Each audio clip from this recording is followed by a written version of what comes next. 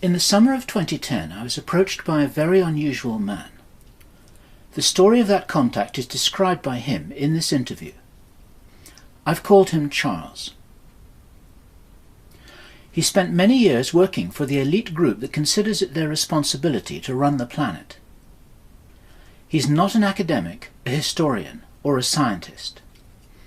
But he wanted to communicate some important information about the worldview and philosophy of this group from their point of view, what they're trying to achieve, why, and how. He and I have established a friendship based on mutual respect. In this interview, Charles explains his own agenda. What he wants to see is what he calls a fair contest. There's a great deal of material that was not covered in this interview. It is, to some degree, the start of a dialogue. The group of 33 that Charles works with is indirectly using this opportunity to communicate. I've reported this communication as accurately as possible. As is normal journalistic practice, some of the information was asked to be off record at this stage. As you watch this interview, you will see that there are a great many unanswered questions. I would like there to be a further interview, but any decision about this is not mine to make. For me, the second half of 2010 has been an interesting time. It's culminated in this opportunity to communicate indirectly through this video and through Charles himself with the group of people who are running the planet. And this is what I'd like to take this opportunity to say. I understand the history and context that Charles has explained, some of which is in this interview. But there is another way. If you are to be the true leaders of the planet, you can be the captains of Spaceship Earth with responsibility for the entire human family. There can be a massive cleanup operation. You know that the technology exists. Between us all, this can be done. Clean water, clean air, clean oceans, free energy, abundant wildlife, health and education for every human being. Planet Earth could be a paradise planet, a model for this sector of the galaxy. The human race is a massive long-term experiment. This information, confirmed by yourselves via Charles, will not be new to many of those watching this video. Charles has explained that the extraterrestrial race who initiated this project are letting everything unfold with a philosophy of non-interference.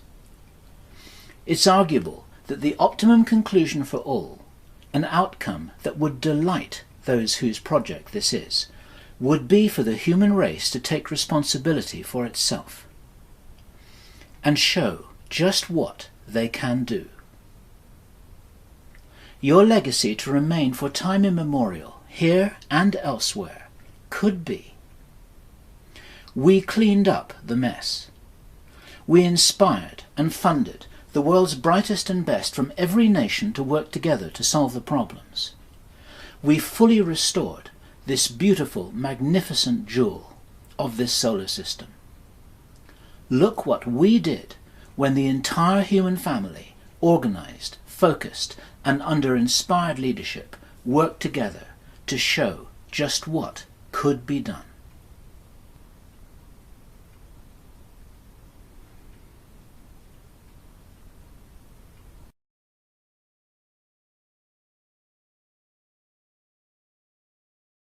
So this is Bill Ryan from Project Avalon, and it is Saturday the 18th of December 2010. And this is one of the more interesting interviews that I've ever had the privilege of conducting.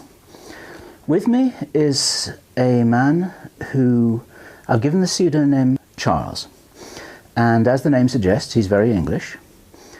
And for reasons that will become apparent as you start to watch this video, he has graciously declined from being filmed with his face on camera. You will hear his voice, which will be unedited and unfiltered, and what Charles has to tell us on record may be one of the more important stories that you will have heard for quite a long time. And this is very unrehearsed, as they all are. And first thing I want to do, Charles, is to thank you. And I really mean that, because I didn't know this was going to happen until it actually happened.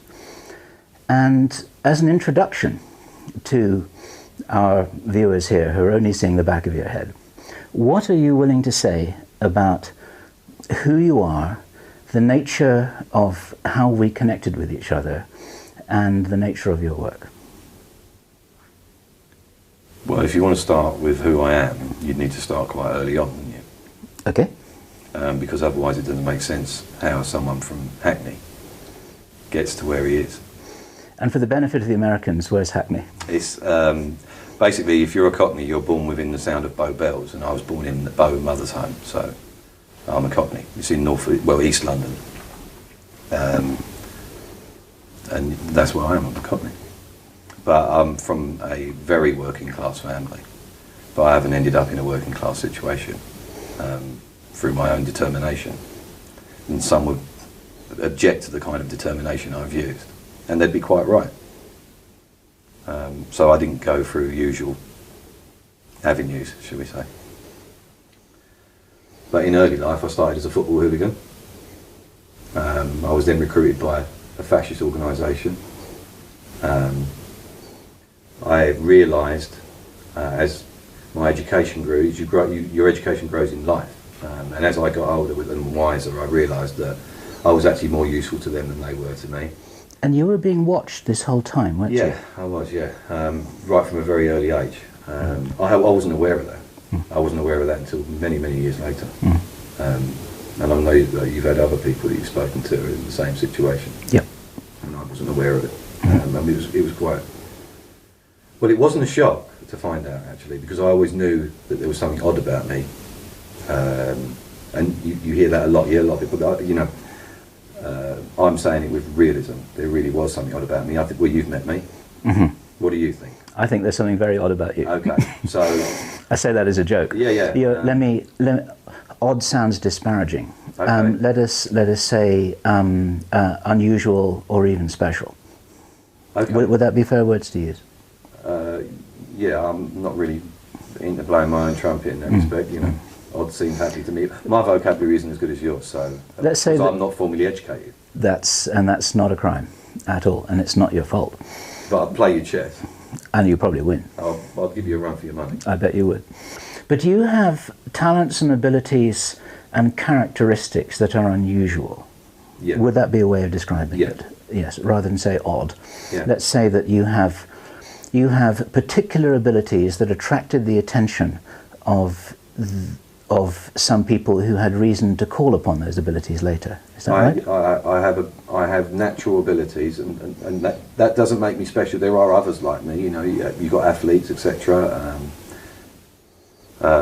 Thinkers, maybe. You know, but yeah, I'm fairly quick in a very stressful situation. I'm not big of physical stature, but that doesn't matter at all. And you haven't been in the military, have you? Never. But you're the kind of person who the military would love to get their hands on and turn into one of the... My natural father was very high up in the military. Okay.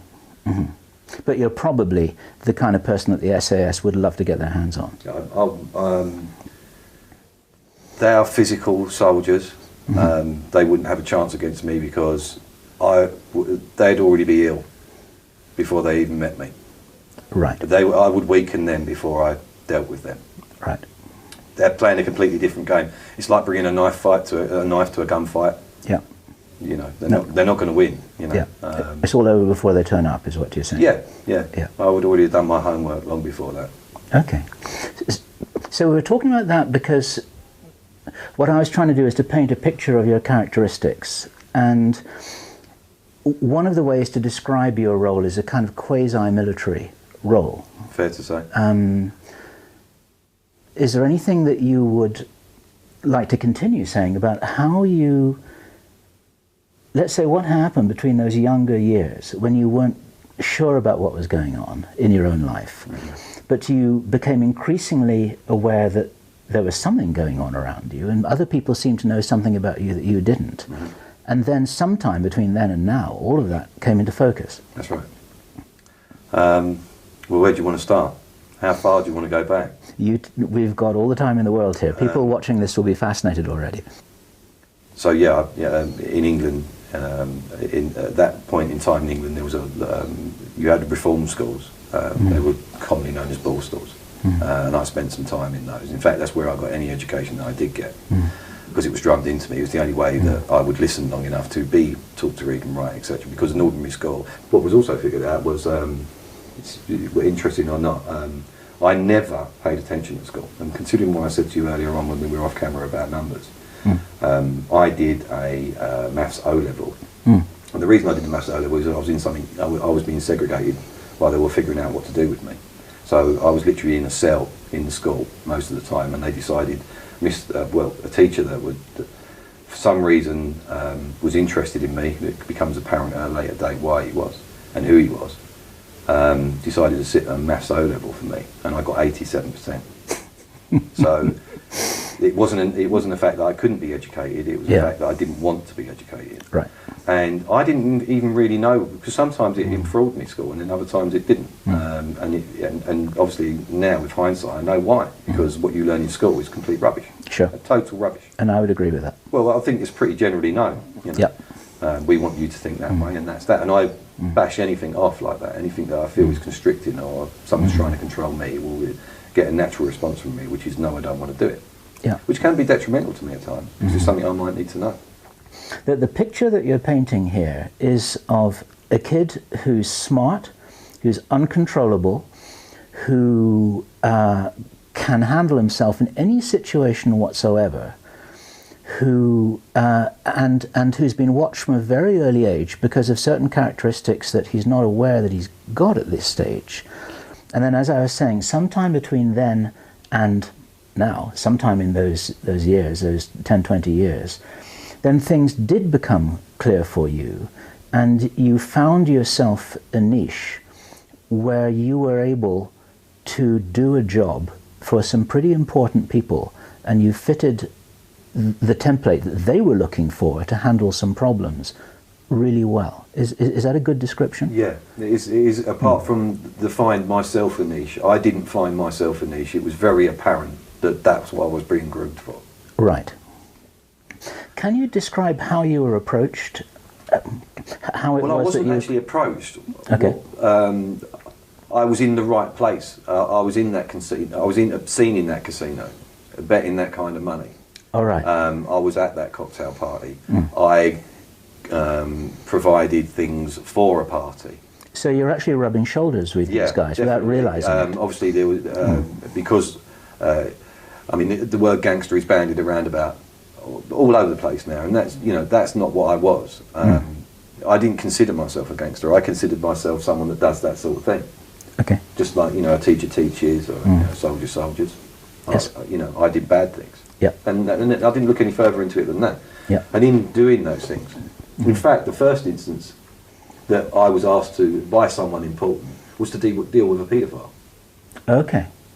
So there's some, there'll be people in your audience who would applaud that. Okay. It was just another person as far as I'm concerned. Okay. It was basically I had a nanny, and the nanny was fiddling with things he shouldn't have been fiddling with, and they wanted him dealt with, and that was the first instance. Okay. Where I was really asked to do anything serious.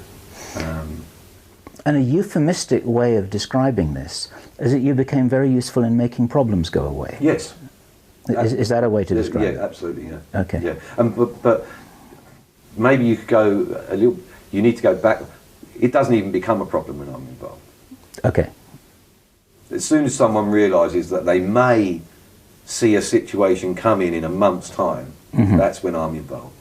And the situation never even arises. Like to head the problems off before they become problems? Yeah. Okay. Because then you can, the earlier you deal with a problem, the less forceful you have to be. And any force or any real major action will attract attention. And you don't want any attention. That's the golden rule. Okay. No attention. Gotcha. So if you're scrambling around trying to put out a fire, then it means that you've missed something that you should have done earlier on. Yeah, you know, someone walked in there with matches. Why did you let him? Right. So fast forward a few years to the point where you really began to knowingly rub shoulders with what some of the people watching this would call the elite. The minute you do a favour for one person, and it was gratis, favour, no money changes hands. Right. As soon as you're willing to play that game, you've already... then you start getting referred. You've entered it, yeah. You entered into a contract. The guy says, "You got a problem? I can help you." Yeah. The guy helped me last week. I think he's good. Yeah. And so on. And he'll keep his mouth shut. And he won't do something stupid like shoot someone. Yeah. Right. Okay. And I learned very early on that the best way to deal with people is financially. Yes. And in the most mundane ways. And you told me... and that is part of my character, the way I'm quite devious like that. And they love that. Yes. About a month or two ago when we were talking, you told me, I think these are the words you said that you skin many cats perfectly legally using totally legal means. I would say 90%, literally 90% of the things I've done are completely legal. Yeah. Yeah.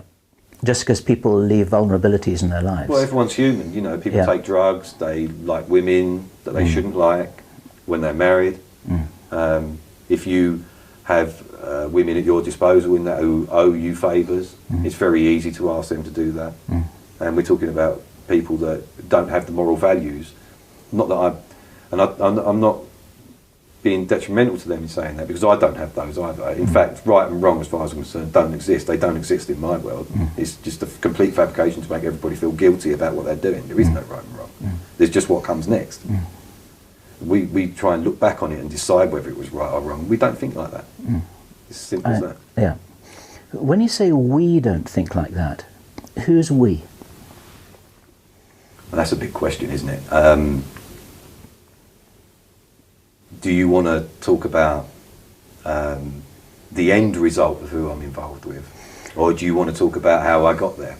Because you're going to work backwards. It doesn't bother me, but... Well, there are various ways into this. I mean, it's a fascinating story, and there are lots of details that I'm hearing here for the first time. Okay. Although, actually, we've talked for hours.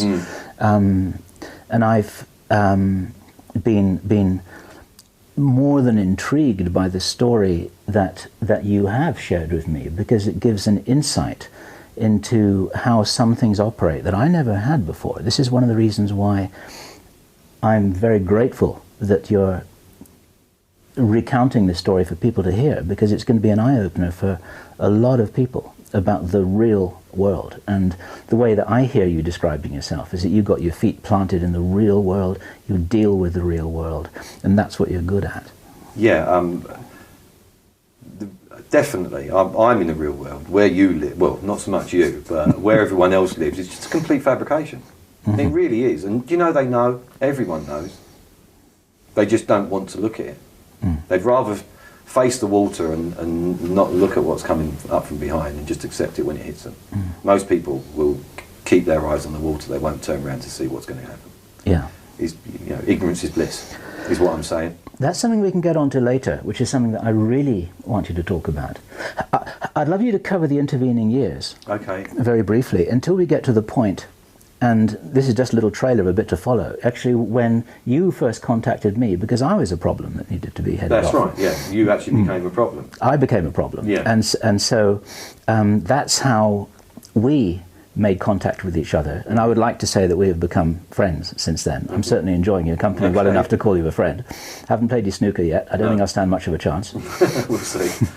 But between that point and the point that you're talking about just now, when you're starting to be recommended to people because you're good at handling things quietly, and efficiently and effectively. With a minimum amount of fuss. With a minimum amount of fuss. That's the most important thing. Yeah. With none to clean up, nothing to embarrass people, etc., etc. For instance, I had plenty of people at my disposal to do things for me. And yet none of them even knew what I was really involved in, and I would always deal with these situations myself, personally, without involving anyone else. Yeah. That's the kind of discretion that's needed. And you've got to understand at that point, I would, I didn't have to. I could easily have pointed the finger. But the way they would have dealt with it would have been ridiculous. Yes. And that's the very reason that, you know, Yes. I was brought along like I was. Because Yeah. I understood Yes. the fuss was not needed. Yes. And you became, sort of, in a weird kind of way, you became respected and trusted Yes. by them. Yeah, I am trustworthy. Yes. If you ask me to do something, I will get it done. You will do it. If I've said I will, it will happen. Right. If I may say no, but they will know. But if I've said yes, it will happen. Right. If you want to call that trust, well, fine. I call it my word.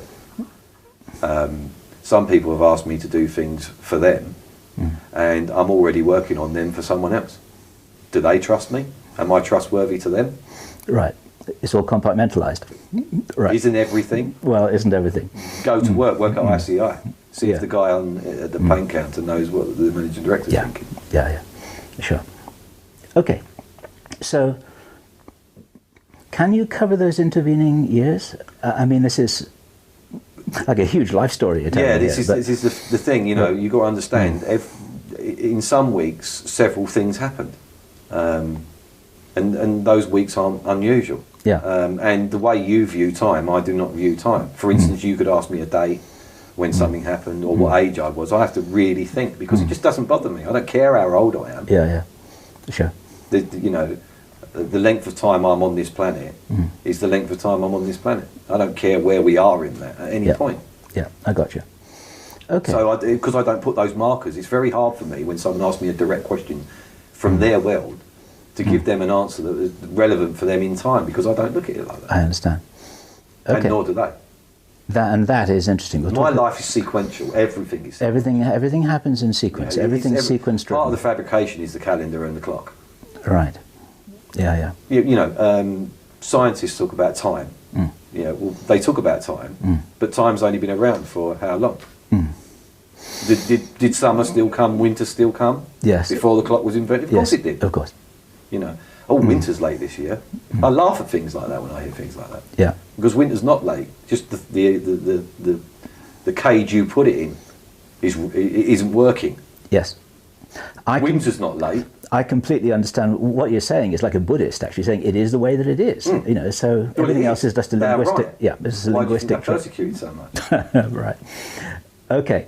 So the intervening time, whether it's elastic or not, between the time when you started getting referred, Right. between some people, and I'm not asking you to name names here, and I understand it would not be appropriate to do so, but some of the people who you work closely with are names who people would recognize in the public domain. Right? Absolutely. Yeah. Right.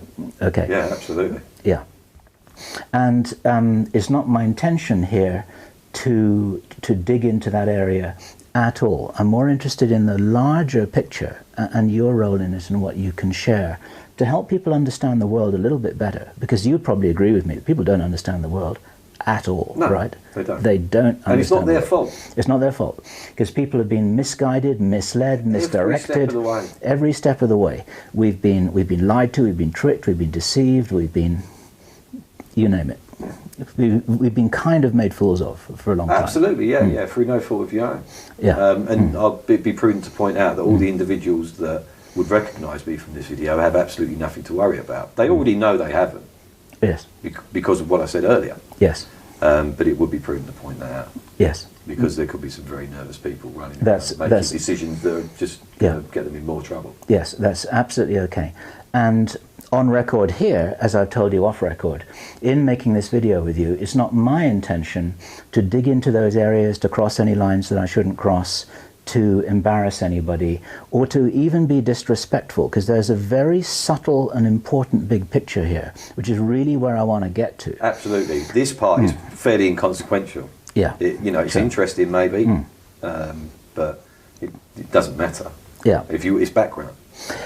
It's background, and it may be that by now the people watching this are already wondering why it is that you have got yourself into a place where you're able to point out, if you wanted to and if you could, to people how it is that the way they see the world is wrong, who it is who's really running things, why they're doing it that way, and who it is that you've really been working with through having become trusted and respected in that world to make problems go away.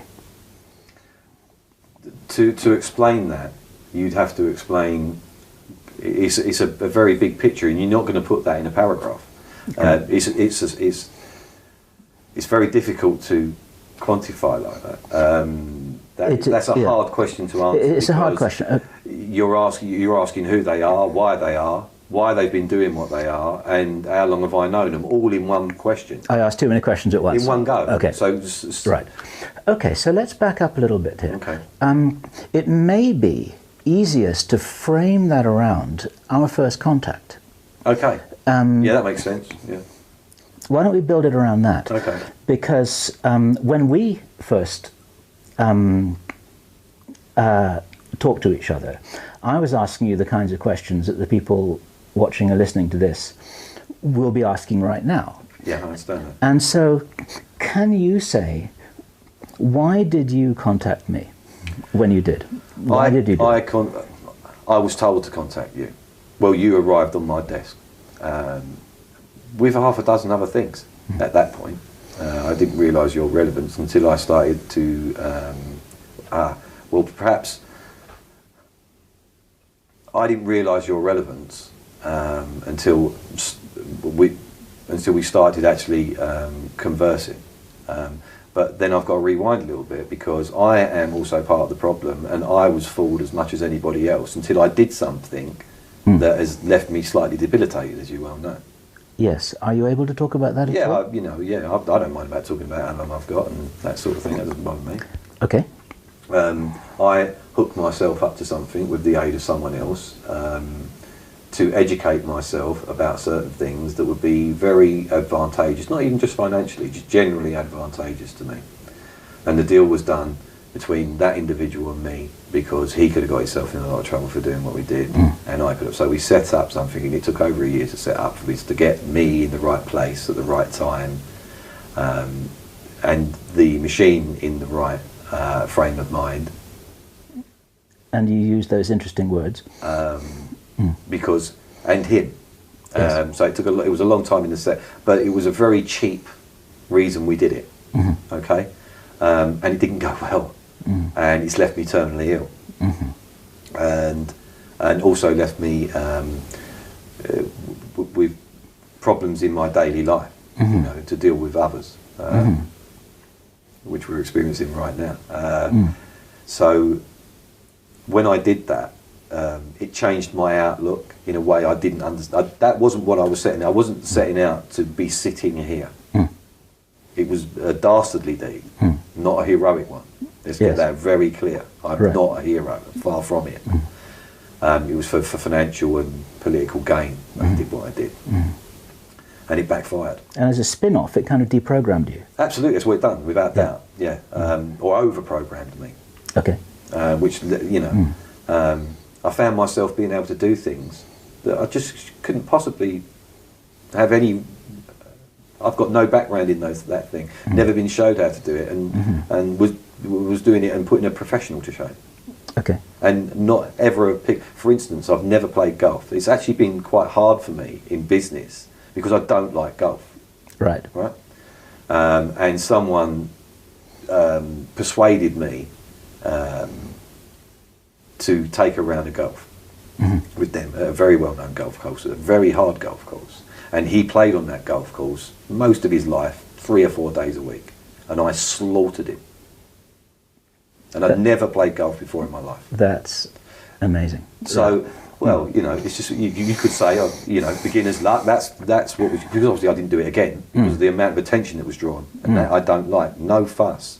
So that was frowned on, doing that. And how could I do that? And it was frowned on by the other person that I did the deed with. Yeah. Because that's going to draw attention. It was quite out of character as well. Yes. But I didn't realise I was going to be able to do it. Yes. And I don't really remember very much about the game either. And this is the kind of thing that's been happening. I've found myself being able to do things, and I found myself not being able to do things that I used to be able to do very, very well. Yes. So it's almost like, this is very rough. It's almost like downloading a program, and you didn't know what the program could do until it started running. Is that close? Do you want to say that again your own way? Yeah. There wasn't any download as such. There was an interaction That was meant as a metaphor. Okay, yeah. But you know, I understand why you've said that, and I understand why you use that metaphor, and you look at it like that because of the products that are available, you know, in any electronic store anywhere. But that's not what that machine does. Okay. That machine interacts with you. Okay. And you share things. Right. And some things are taken from you, and some things are given to you. So it's not a download, is it? It's a game of tennis. Yeah. Okay. Okay. And that leaves you affected afterwards. Like it's a two-way communication thing that's going on a very deep level. Yeah. Okay. And I'm not completely convinced that link's still not there. It might, you know, for want of a better way of putting it, Bluetooth. That's interesting. I gotcha. And that's something that we haven't discussed before. Like I understand that, but and I'm not actually 100% sure that what I'm saying there is right. Yeah. So, just to clarify what you're saying there, you're saying there might be like an ongoing remote connection which you're not always fully aware of. Yeah, a mental connection that maybe isn't even deliberate on either part. Okay. Just as like a residual effect. I gotcha. So yeah, that golf's an example. There's been others. Okay, so the reason why we were talking about... So the reason we're talking about it is because how you... About that. Right, so then you are brought to my attention. There's a setup, and at that point I'm just a name on just your... another name. Just another name. Just some character in a funny out that I've got to go and deal with, you know, and I've done some research. Well, the research is done for me. And then I looked into it, and yeah, fine. Just, you know, and to be honest, I saw you as a very easy person to deal with because you're not military. You've got no criminal elements to you. What you see is what you get. So I thought, you know, you're a stand-up guy. And stand-up guys are the easiest ones to deal with because they've got morals. Okay. You can hang someone on their morals just like that. Okay. They will do the right thing. You know, I told you a story about if you want to get to someone, you just have a cab pull up with a woman with a car, right? Yes. And the good guy will go straight over and you're in. Yeah. It's easy. But if you're trying to deal with someone that isn't moralistic, you would just stand there and that won't work. Yeah.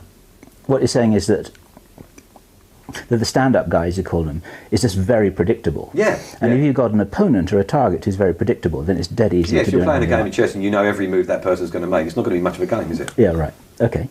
So you thought it was going to be a pushover, and you thought it was just going to, or something like that. Yeah. No, I thought it was going to be a pushover. Okay. No problem. I didn't think you'd take up more than a couple of days of my time. Okay.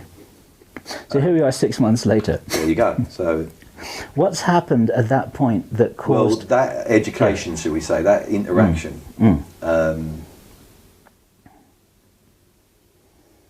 basically, it was the golf situation again. I didn't approach it as I usually approach it. I was more thoughtful about it, which was unusual. Well, I'm always thoughtful about things because you've got to be careful.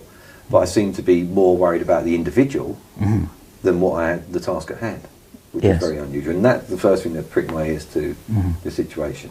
So I dragged my heels on that and conversed with you.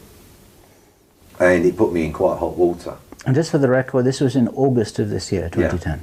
Yeah. So we conversed, and I was asked why I was entering into a dialogue with you and not just getting on with it. And I said, well, you're not the nut we thought you were, and I'm not going to be able to crack you the way I thought I was going to, and this is the way I'm going to do it, which was accepted because it's happened before, and that was an explanation. And I actually said that I'm going to bring you into my confidence, disinfo you, and make your credibility zero. That's what I was going to do. And so communication with you was then smiled upon. That's just, you know, he is doing his job. That's no problem.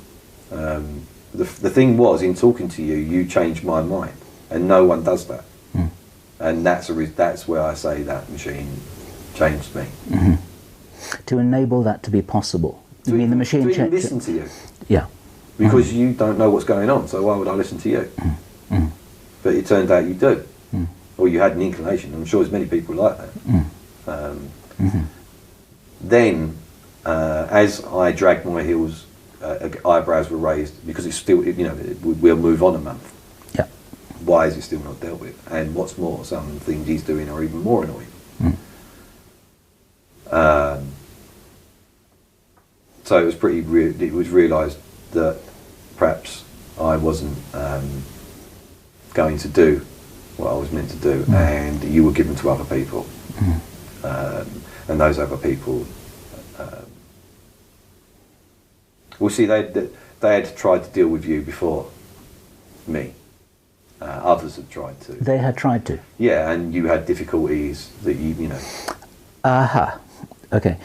And it didn't work, so that's why I was, because really Yes. it was a bit of a sledgehammer to crack a walnut to get me Yes. out of mothballs. You got to understand. Yes. On a to go and deal with something, me actually at this point, it might be prudent to say that I didn't do that anymore. It was a little bit of a sledgehammer to crack a walnut. Right. Which is another reason that made you more of a spectacle for me to look at. Yes. Are you able to say on record here that what you're referring to is that other people were deployed to interfere with the work that Kerry Cassidy and I were doing in Project Camelot? Are you able to say that? Yeah, yeah. Okay. Yeah, that's fine. And you're saying that... And to interfere with your relationship, divide and conquer. Yes. Okay. So, without going into those embarrassing details for individuals concerned, let's just say that happened, but then all that happened then was the amoeba split, and you could sort of And say... we had two problems. Then you had two problems, Yeah, because then you had exactly Kerry what doing her thing and me doing my thing. Yeah, so that's when I was Right. brought in, because it Okay. obviously wasn't working. Right. And that wasn't the way to deal with it. Okay. And then, as I said, you know, your file dropped on my desk and I started to do what I wanted. And then in our discourse, I realised that there was more to you than met the eye. I dragged my heels, wondered why you were such a issue. And the more I dragged my heels, the more uptight people that don't get uptight got. And that set some alarm bells off for me as well. And I whenever you see something like that, it's always a good idea to find out why, because financially and business-wise, there might be an advantage in there. So I felt it prudent, because I'm always after the next man's chair, and that man knows that. So I thought, you know, I'll look into this, and that's why I dragged my heels. And then I realised it was getting more intense, and they actually showed themselves up, and it got to a point where I had to be told what and why. Yeah. And it became apparent there's much more to this than met the eye. Yeah. Yeah. Okay. What about that can you say here? What, genetics? Try it. Yeah.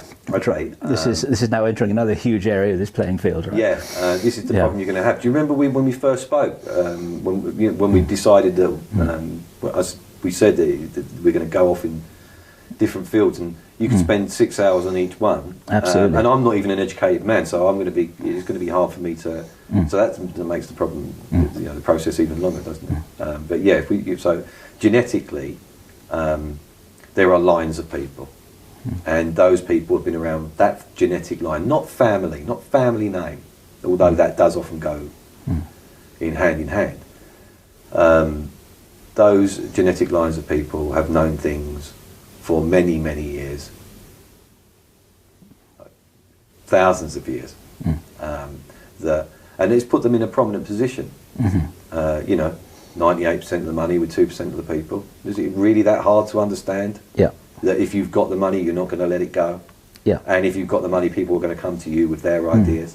So you get the jump on everybody else. And if you decide not to publish that idea, and that idea is handy for your business, is it really that far-fetched? I mean, is it that hard for people to understand that if you've got an advantage at every step of the way, that you're going to end up in charge? Yeah. What we're talking about, just for other people's benefit, is what other writers and presenters are talking about bloodlines. Yeah. Yes. Okay. We're talking about bloodlines. Yeah. And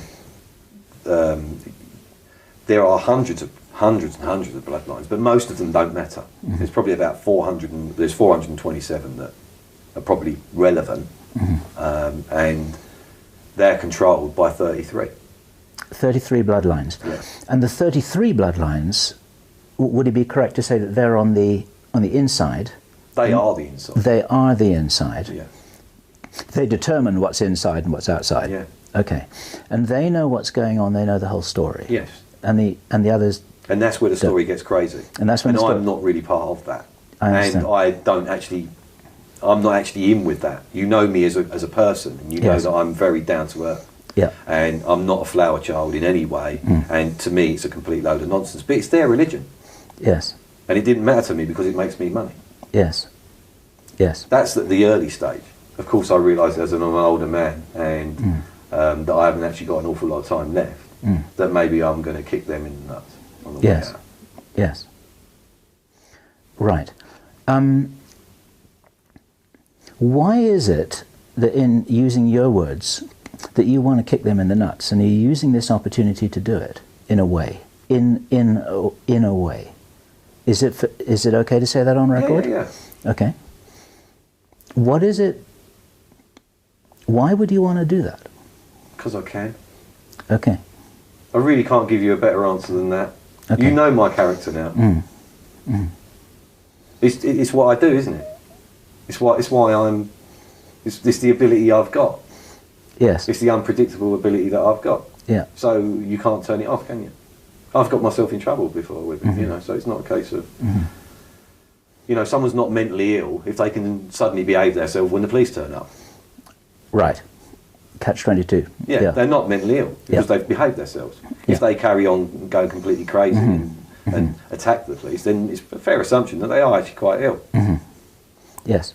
If you see what I mean. I understand what you're saying. So I can't turn it off. I really Yes. am what I am. That is actually letting it run out. That interference was part of it. Yes. You know, that is the argument that is always going on. Yes. And it's a chicken and egg, isn't it? You know, is he interfering or is he meant to interfere?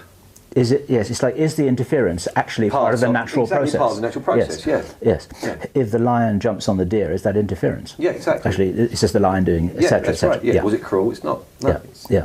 I And understand. you can put that into in the world as well. You know, the politics, the energy crisis, etc. You know, they're letting it play out.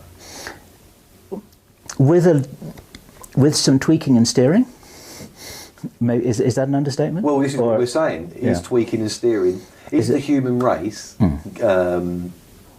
interference for the planet, Right. or was it meant to happen? Yes. All right. So we make a big mess of it. Yeah. A couple of million years go by. Does it matter? Of course Okay. not. Yeah. If the planet's black, what form of life comes next? Yeah. Was it meant to? Okay. So so I don't get involved in that. And as I said, my feet are on the ground. I don't care about all that. That's their argument. You've asked me to explain it. Okay. I've done it as best as I can, but I'm not really interested in it.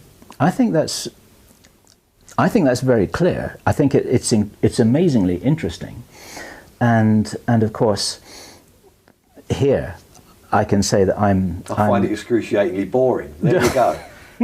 But then I didn't like history. Well, right, yes, it's off record. Is what you've always. I mean, in the past when we've spoken off record, you've always referred to it as a history lesson, and you're always interested in the here and now. You're not interested in all the tradition and the history and the background and the context for all Never of this. been part It's of it. Never been part of it. Yes, I understand. But it has been an interesting few months for us both, in a way. Yeah. In a way here. Things are Because- always fairly interesting for me anyway. Yes. But yeah, it's been a little bit more interesting.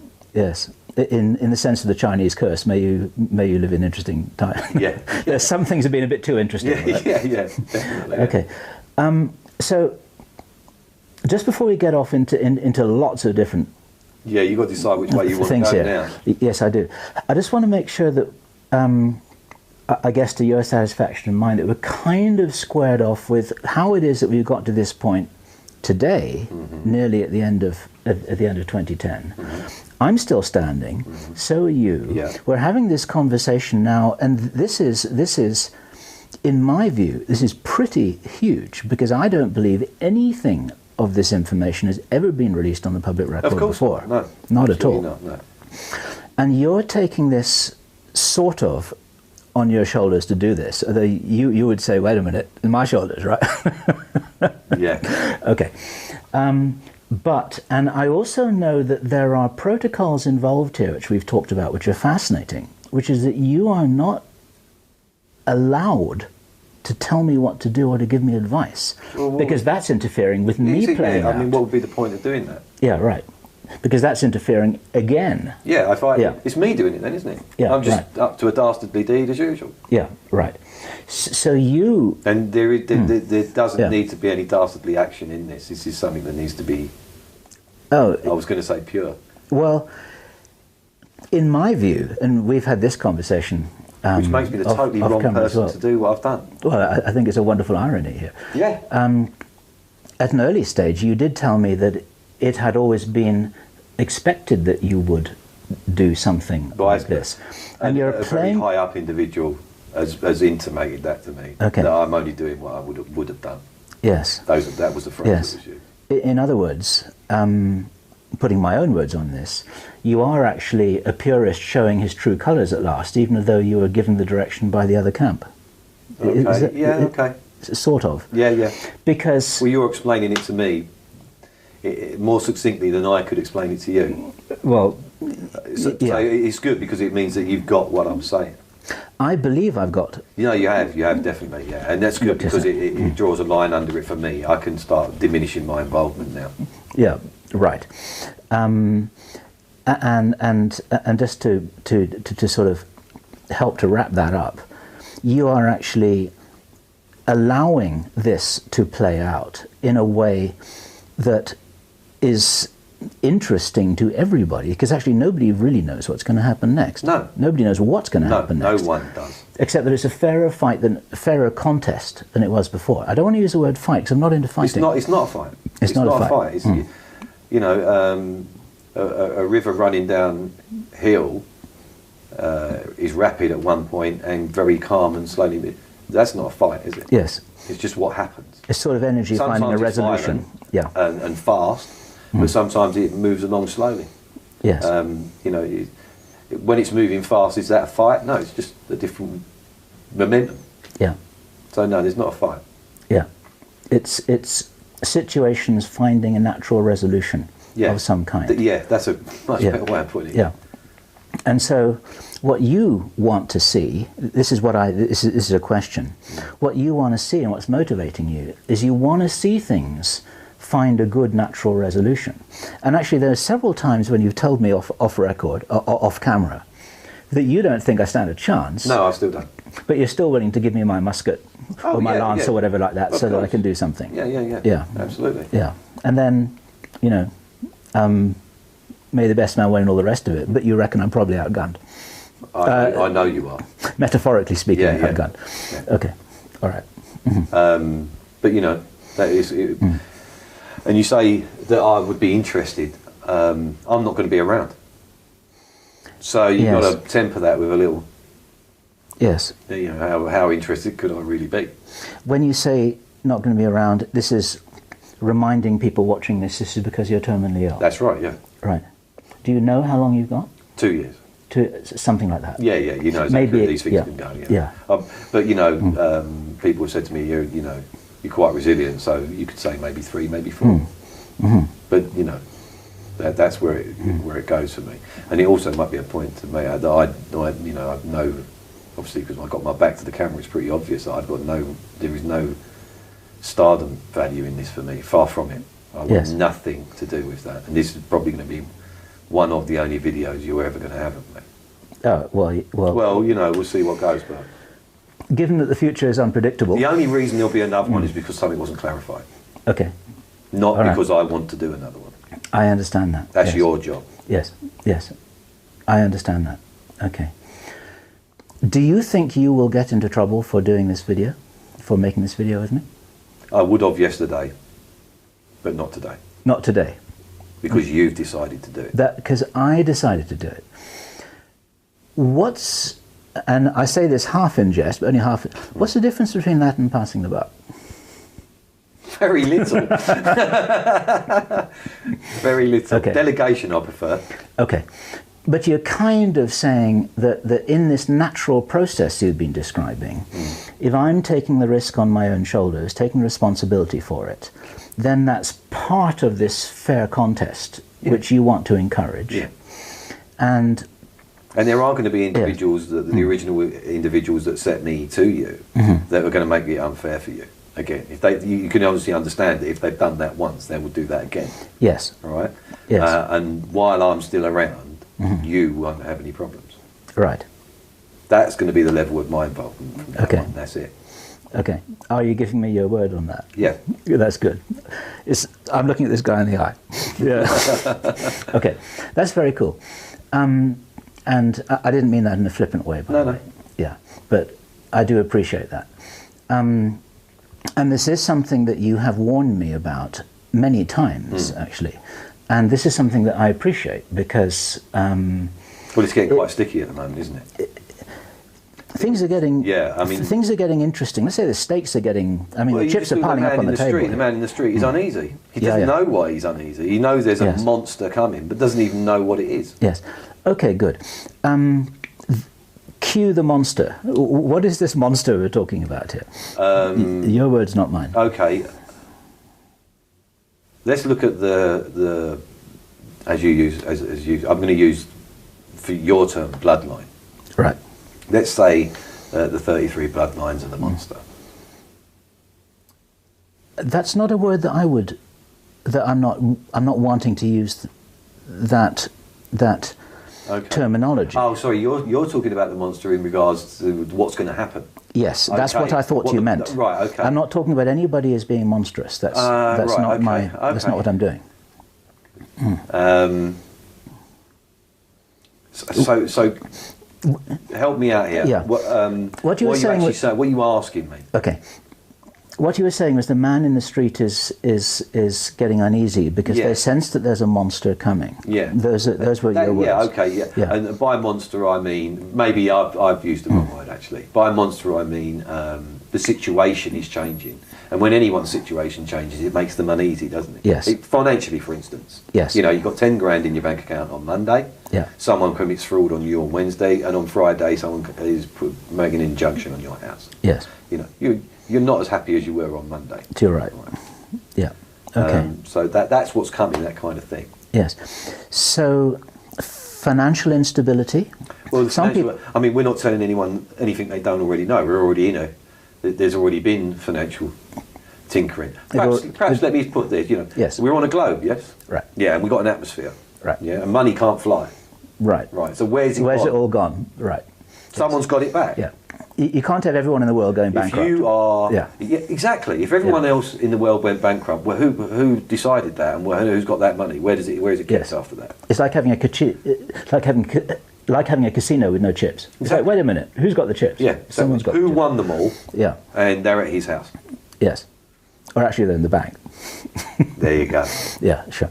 Okay, and that's very roughly. It's far more complicated than that. But if you basically pull the finger out of the dike, that's what they've done, and that's how they control finances. There isn't someone at the stock exchange who makes a phone call, and there is no plan. It is these individuals are so powerful, and I mean powerful, not rich. They're so powerful because of their wealth that when they remove that wealth from any area, that area collapses. Right. And if you want to put, and the world is an area. Yeah. But then we get on to the subject of money. Money is a control system. It's nothing to do with money. It's not. Money is nothing. It's no more important than pigeons. It's just it's something that it's a machine. Yes. For picking people out. Yes. I understand that, and I think a lot of people watching this will be aware of this. The more paper you get together, and by that I mean money. Yes. To do that, you have to be a type of individual. Do you want to go this way? Go on. To do that, you have to be. If you're, depending on what field you're in, you know, let's say you're particularly good at acting, and you haven't been discovered, and you land a plum role, and you are paid £2 million to do it, and then you go and invest that £2 million rather than go and buy yourself a house and live the life. You go and invest that in a business, and that nets you £14 million. Yeah. And then you invest that, and then you get another role. Yeah. This will be noticed, and as your accumulation gets to a point, you will be approached. Yes. And the reason you'll be approached is because to get that kind of money together, everyone in the street will tell you you're not a nice guy. You don't get that way by being a nice guy. You can get inherited money and be a nice guy, and you won't have it very long. Or you could be very, very smart. You don't have to play dirty to get money, do you? Yes, you do. You do? Yeah, I think you do, yeah. Okay. And that's a personal opinion, and it's also, and that is a fact. It's my personal opinion, but it's also a fact. If you want to hang on to your money, you're going to have to develop a thicker skin. And in developing that thicker skin, you will understand what they are going to explain to you. Okay. It will make you susceptible. You have to. Okay. Or just give your money away. Okay. Which is never going to happen. Because why would you try to accumulate it in the first place? Yes, right. You could put a word on it and say greed, but it's far more complex than that. Okay. Insecurity.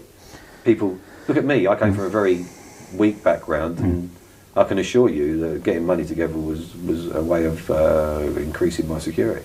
Yes. So that wasn't greed. Yeah, sure. Yeah. So it's a system. And you can look at actors, athletes, businessmen, any walk of life. They are judged on what? Well, certainly one of the things people are judged on. All right, this is their particular talent. Let's put that to one side. Oh, I'm sorry. Yeah, okay. Their particular talent. Yeah, okay, right. Is obviously, that's how they get their fame. Right. Okay, so let's put that to one side. Yeah. The very next, anyone that matters, let's put it that way, anyone that matters to that individual will judge them on how much money they're making. Yes. And that's literally, if you're today's cheese, you're great, I'll talk to you. Yeah. If you're 3 day old, I don't want to know. Yeah. Because you've run out of money. I understand that.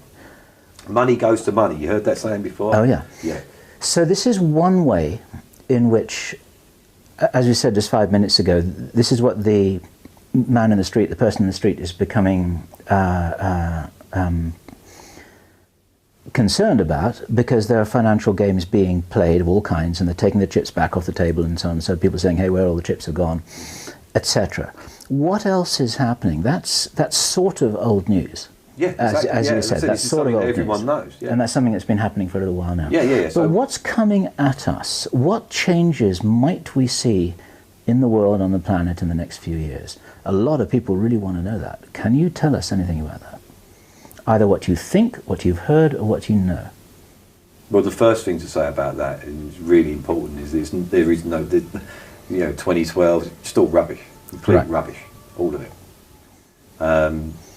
And I don't mean that to upset people. I know they understand and believe what they believe, and I know they've got what they call evidence, but they're basing their evidence on an education that was complete nonsense in the first place. Yes, and there's been a lot of disinformation that's been injected into the alternative community to provide people a way of chasing their tails forever and not looking at the real issues. And then you've got the media, right? A car crash is far more interesting than the motorway with everything happening fine. Okay. Right. Yeah. You see what I mean by that? If there's an opponent, the whole thing's easy, much more interesting, and it keeps you looking that way. Yes. Okay. So they're very happy for if I can say people like you, and I don't mean it in that way, but you know what I mean. The alternative media. Yes. They're very happy for you to do what you're doing. To be talking up the esoteric significance of 2012. Yeah, the crazier the story, the more rolls of laughter are heard. Okay. And they have been watched. Yes. Right. Over cigars and whiskey. I've seen them roll with laughter over things. Because sometimes you get things right. Mm-hmm. What, you mean like a lucky hit? Yeah, absolutely. In fact, in the public domain, quite often, really, if you could piece it all together, it's all there. And individuals have got it right on the money in the total wrong context. Okay. So that is very funny. Yes. From this point of view. Okay. So what you're kind of describing is that all of this, to some degree, is being regarded as, sometimes it's regarded as entertainment. It's just like, look at what you guys are regarded as entertainment. Yeah, that's a very fair comment. Yeah. Look at what this Twitter is saying. Because I don't consider you a threat. Right. Well, not you, I say you, the alternative media. Yes. Not you. Mm-hmm. Okay. What you don't want is anyone being taken seriously. What you don't want is someone who's going to coherently put an argument together, is willing to listen to the discourse and come back with a different version, adapted, because that's dialogue and that's productive. They don't want that. Okay. They want a guy with his hair tied up in ponytails with a white line painted across his face, doing an Indian rain dance, and then trying to tell you something about what's going to happen in 2012. They want that. Yes, and because the spirits are telling him. Yeah. He's got tinfoil on his head. Great guy, we like him. Okay, all right. So anyone who Oh, there's something about tinfoil that we were talking about, which is quite relevant, isn't there? But that's another question. That's another situation altogether. Do you want to deal what with? We was talking about? I do remember that. Do you want to talk about the tinfoil hat No, thing? because that. To be honest, that's part of the joke, and that's not what you want to do here. No. Okay. All right. No, that's true. So what you're saying there, and all of this was in the context of what's coming down the pike at us over the next few years, and then you started off, which I did appreciate, saying, well, actually, first of all, let's get the nonsense out of the way. And you're saying that in the alternative media, there's a lot of nonsense, and from the inside, the whole thing is seen as a bit of a comedy show most of the time. Yeah. It's like, look how... And the times it isn't taken as a comedy show is when they actually take your ideas on. Because every now and then, some crackpot will come up with an idea that actually flies. Okay. And it will be used. And that crackpot will find his life easier. He will get funding. Can you give us an example of that? You put me on the spot there. No, it's fine. That's all right. No, I can't. Not right now. Let me think while we're talking, and maybe, or maybe you'll come across something where it will become apparent to me that it is an example. Okay, that's cool. But I get the concept. I was just immediately curious because he hadn't mentioned that to me before. Oh. Okay, so what you're describing is that the alternative media is a bit of a circus. It's a bit of a comedy show. There are all kinds of characters who have got their some fixed idea about something that's very crazy, and that suits the 33 very well because they are very happy to see people running as hard as they can in the wrong direction. Yeah. And taking as many people with them as possible. Yeah. Because it takes away a potential source of problem, which is what would be people actually really waking up and looking at the right thing. Yeah. Okay. Yeah. Disinformation. Yeah. Yeah. It's very useful. The most useful thing. Yes. I would say. Much better than a pun. Right. Yes. Because if you threaten these guys, they actually get worse. Yes. Yes. You know, it gives them validity. Yes. Yes. Right. So you said you weren't very good with numbers, which I actually don't really believe that. But on a percentage scale in the alternative media, how much nonsense is there? I've already told you that once, and you already know. I would say at least 70%. Yeah, at least. Yeah, that's fair. Yeah. My personal opinion is 90%. Okay. But that's a bit unfair. Okay. Because I don't get on with those people very well at all. Which is why you're another surprise. Right. You're another surprise because we get along well with each other. Yeah. Yeah, right. Yeah. Usually I couldn't tolerate someone like you because I would get angry and just say you're talking rubbish and get out of my sight because I'm going to hurt you. Okay. That's very funny. It's like, get out of my sight, and I'm taking care of you here because otherwise, you'd be smart to walk out of that door now. This is it's a joke. So I know sometimes it hasn't been a joke either. No, it's a very fine line. We've talked about this as well. Before, yeah. Like between humour and deadly seriousness. Yeah. Okay. Those of you who know me quite well know that I make a lot of jokes and seriousness. Okay. So if we're talking about the 70% that's nonsense, let's say it's 70. What's the 30% that's real? Oh, that's a good question. And it's quite a large. Again, you've done it. It's quite a large question. Perhaps I could put that straight back at you and say, what do you think the 30% is real? And it'd be just as difficult for you to answer. Well, I think people get an idea of who's telling the truth and who isn't. All right, you could tell me straight. Oh, well, body language. Everyone will go for body language. Let me tell you something about body language. I use it all the time. Mm-hmm. And if you are aware, it's very easy for me because of my accent and what people make and very often make a judgment about me, and that's very handy. Very handy. Okay, it suits you down to the ground. Definitely. Yeah. Uneducated, thuggish, brutal. And they think that you're unintelligent. Yeah. Yeah. Or they consider me dangerous, maybe, or they watch their step, maybe, but they wouldn't expect me to know things about body language and things like that. Now, they're in a very dangerous position there because I do. And body language is something you can use against someone, because if you know and can control yourself, which can be done, you can give them a false flag. Yes. They'll think that you're telling the truth and you're not, because you know that you can control yourself. Yes. So they are their own worst enemies. A little bit of education, it's very dangerous. They can think that you're being submissive, and you're not. Absolutely. They can think that I'm telling the truth. Everyone knows that, it's getting quite in the public domain now, but body language and the psychology behind it and all the rest of it. If your eyes do this or they do that, okay. If the guy doesn't know or the girl doesn't know anything about it, and you're educated and you're there for a reason, and you're trying and you're looking for those things and they're unaware of it, well then of course you'll get a good representation of what that person's thinking and saying. But if the individual is playing you and has a good education in that, they will use it against you, and you won't even be aware of it. Yes. Yeah. Yes. And you're now wondering if I'm doing it to you. I've been watching you for the last 4 or 5 months. You're a very good psychologist. Of course you are. Not an academic one, but you never were academically qualified at any of the things which you're good at. It's been very interesting watching you do your job very professionally and effectively. But what I would say is I haven't. Well, not by your previous standards. No. Not by your previous standards. No. Yeah, that's a good way of putting it. I do it, but for the right reasons. Let's put it that way. Yeah. Okay? Yeah. If you're getting somewhere where, you said it last night, the hot and cold game. Yes. That's what I do. Yes. That's what I do. So I'm doing it in that respect. Yes.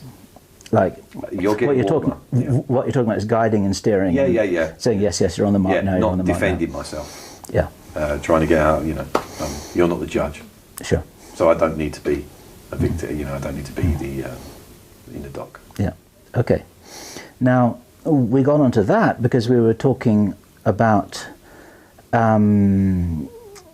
what people thought about you. We were talking about disinformation. We were talking about what people thought about you, and people would often read you wrong, and that you were talking about body language and so on and so forth. The tracks that we were on just before that, I was talking about what in the 30% that wasn't the 70% maybe is on the money or close to it. What do we need to worry about? There are a lot of people watching this right now who really want to know what they should be aware of, what they should be looking at, what they should be preparing for. Let's allay some fears. Some serious nonsense. Very good. No nuclear war. Good. Forget it. It's not happening. Never will happen. Would have happened by now. Surely you can see that. Okay. Yeah. 1983, we came that close. 1983. Yeah. Okay. Or was it 85? 85. I don't know. Okay. We came that close. Documented. Have a look into it. I can't remember what it was all about. But basically, America and Russia came within inches in a mistaken, and that kind of, it's not the Cuban Missile Crisis. We're talking about that. Later on. Later on in the 80s. Later on. Yeah. Okay. I'm not a historian, Bill, so I don't know. I'm just using an example. There was something. We have come close a few times. You just mentioned another one, so I believe it. Okay. And it didn't happen. So if it was going to, that was when it was going to. So that's all rubbish. And besides, if you do that, you ruin everything. Yeah. It's pure nonsense. And it takes people out, and it's not selective. Exactly. Is it? It's not selective. Exactly. Yeah. You damage what Do you want that country after that? Yeah. Look how long you're going to have to wait. And let's face it. Look what happened to England. They ended up paying for the Second World War and putting everything right, and they're now in a weaker position than Germany is. Okay. So and Japan, same thing with Japan, with America. So you are saying the winner loses. Yes. Financially. Yeah. So just from the finance, people understand finances, and they know that everyone at the top is greedy. This is this is stuff we know. So just by that same token, there is going to be no conflict of that description, because it's detrimental to everybody. Okay. So you don't have to go. I feel sorry for all the guys that have gone and liquidated all their assets and run to the hills. You're idiots. There was no need to do that. You've wasted your time. if you did it because of that, Yes. you've wasted your time. Well, let's say the people who've liquidated their assets and they built themselves a bunker 100 feet under the ground. Yeah, they've wasted a lot of money that they could have used in a far better way. So that's important. You're saying, for sure, because you know, on record, no nuclear war. Let me say this for sure. Mistakes happen, Okay. obviously. You know, nuclear mistakes even. Okay. But there is no perceived plan to do that on their part. Okay. Good. So that's one thing you said you wanted to knock on the head. Okay, so that's that. Is there more? So 2012, something's going to hit us out of the some natural massive phenomenon is going to happen. People talk about a pole shift, which has happened in the past. And Neruba and all that. Yeah, I've been told that we're a binary system. A binary system. Yeah. But nothing to worry about? No. Something to worry about? No, nothing to worry about. The fact that it's a binary system, and the 2012, if you want to take that stupid film, that's no. There will be some difficulties because of solar activity. I've been told that in and around that time, but they're not even accurate. You can't. No one can predict what the sun is about to do. Okay. They can say, this happens at that certain time, and it's not my field, so I don't really want to talk about that. But no, I've been told that, we've all been told, because of our business assets and so on, that it might be a good idea to have some sort of electromagnetic protection for your equipment. Right, that's important. Around that time. That's it. But it's not going to be the end of the world. We are talking about something that happened. It's happened 100 years ago. Yes. It's documented, and people and it's been documented that it is coming. It's not a secret. Yes. Is this 2013? Yeah, 2012, 2013. Like I said, who can put a number in? There you go with your calendar again. Right. Okay. We're on a ball flying through space. What are you talking about calendars for? It's nonsense. Okay. It's education that you had that wasn't needed. Okay. So what you're saying, this is a running summary here. You're saying that that the solar system is a binary system, but that's not in itself a problem. Yeah. There is going to be some heightened solar activity, probably. Can I just stop you there? I'm not saying that because I'm not an educated. You're saying, I know as much. I know nothing about that. I only get involved if something's going to damage me. Yes. And if something is being said that I might take heed of, it will be stopped when I ask the question. But I don't want an education on it. I just ask, is that something I've got to worry about? Yes or no? No, it isn't. Okay. All right? And that's what I'm saying. Don't get me into the science of it because I have no idea. Yes. Yeah.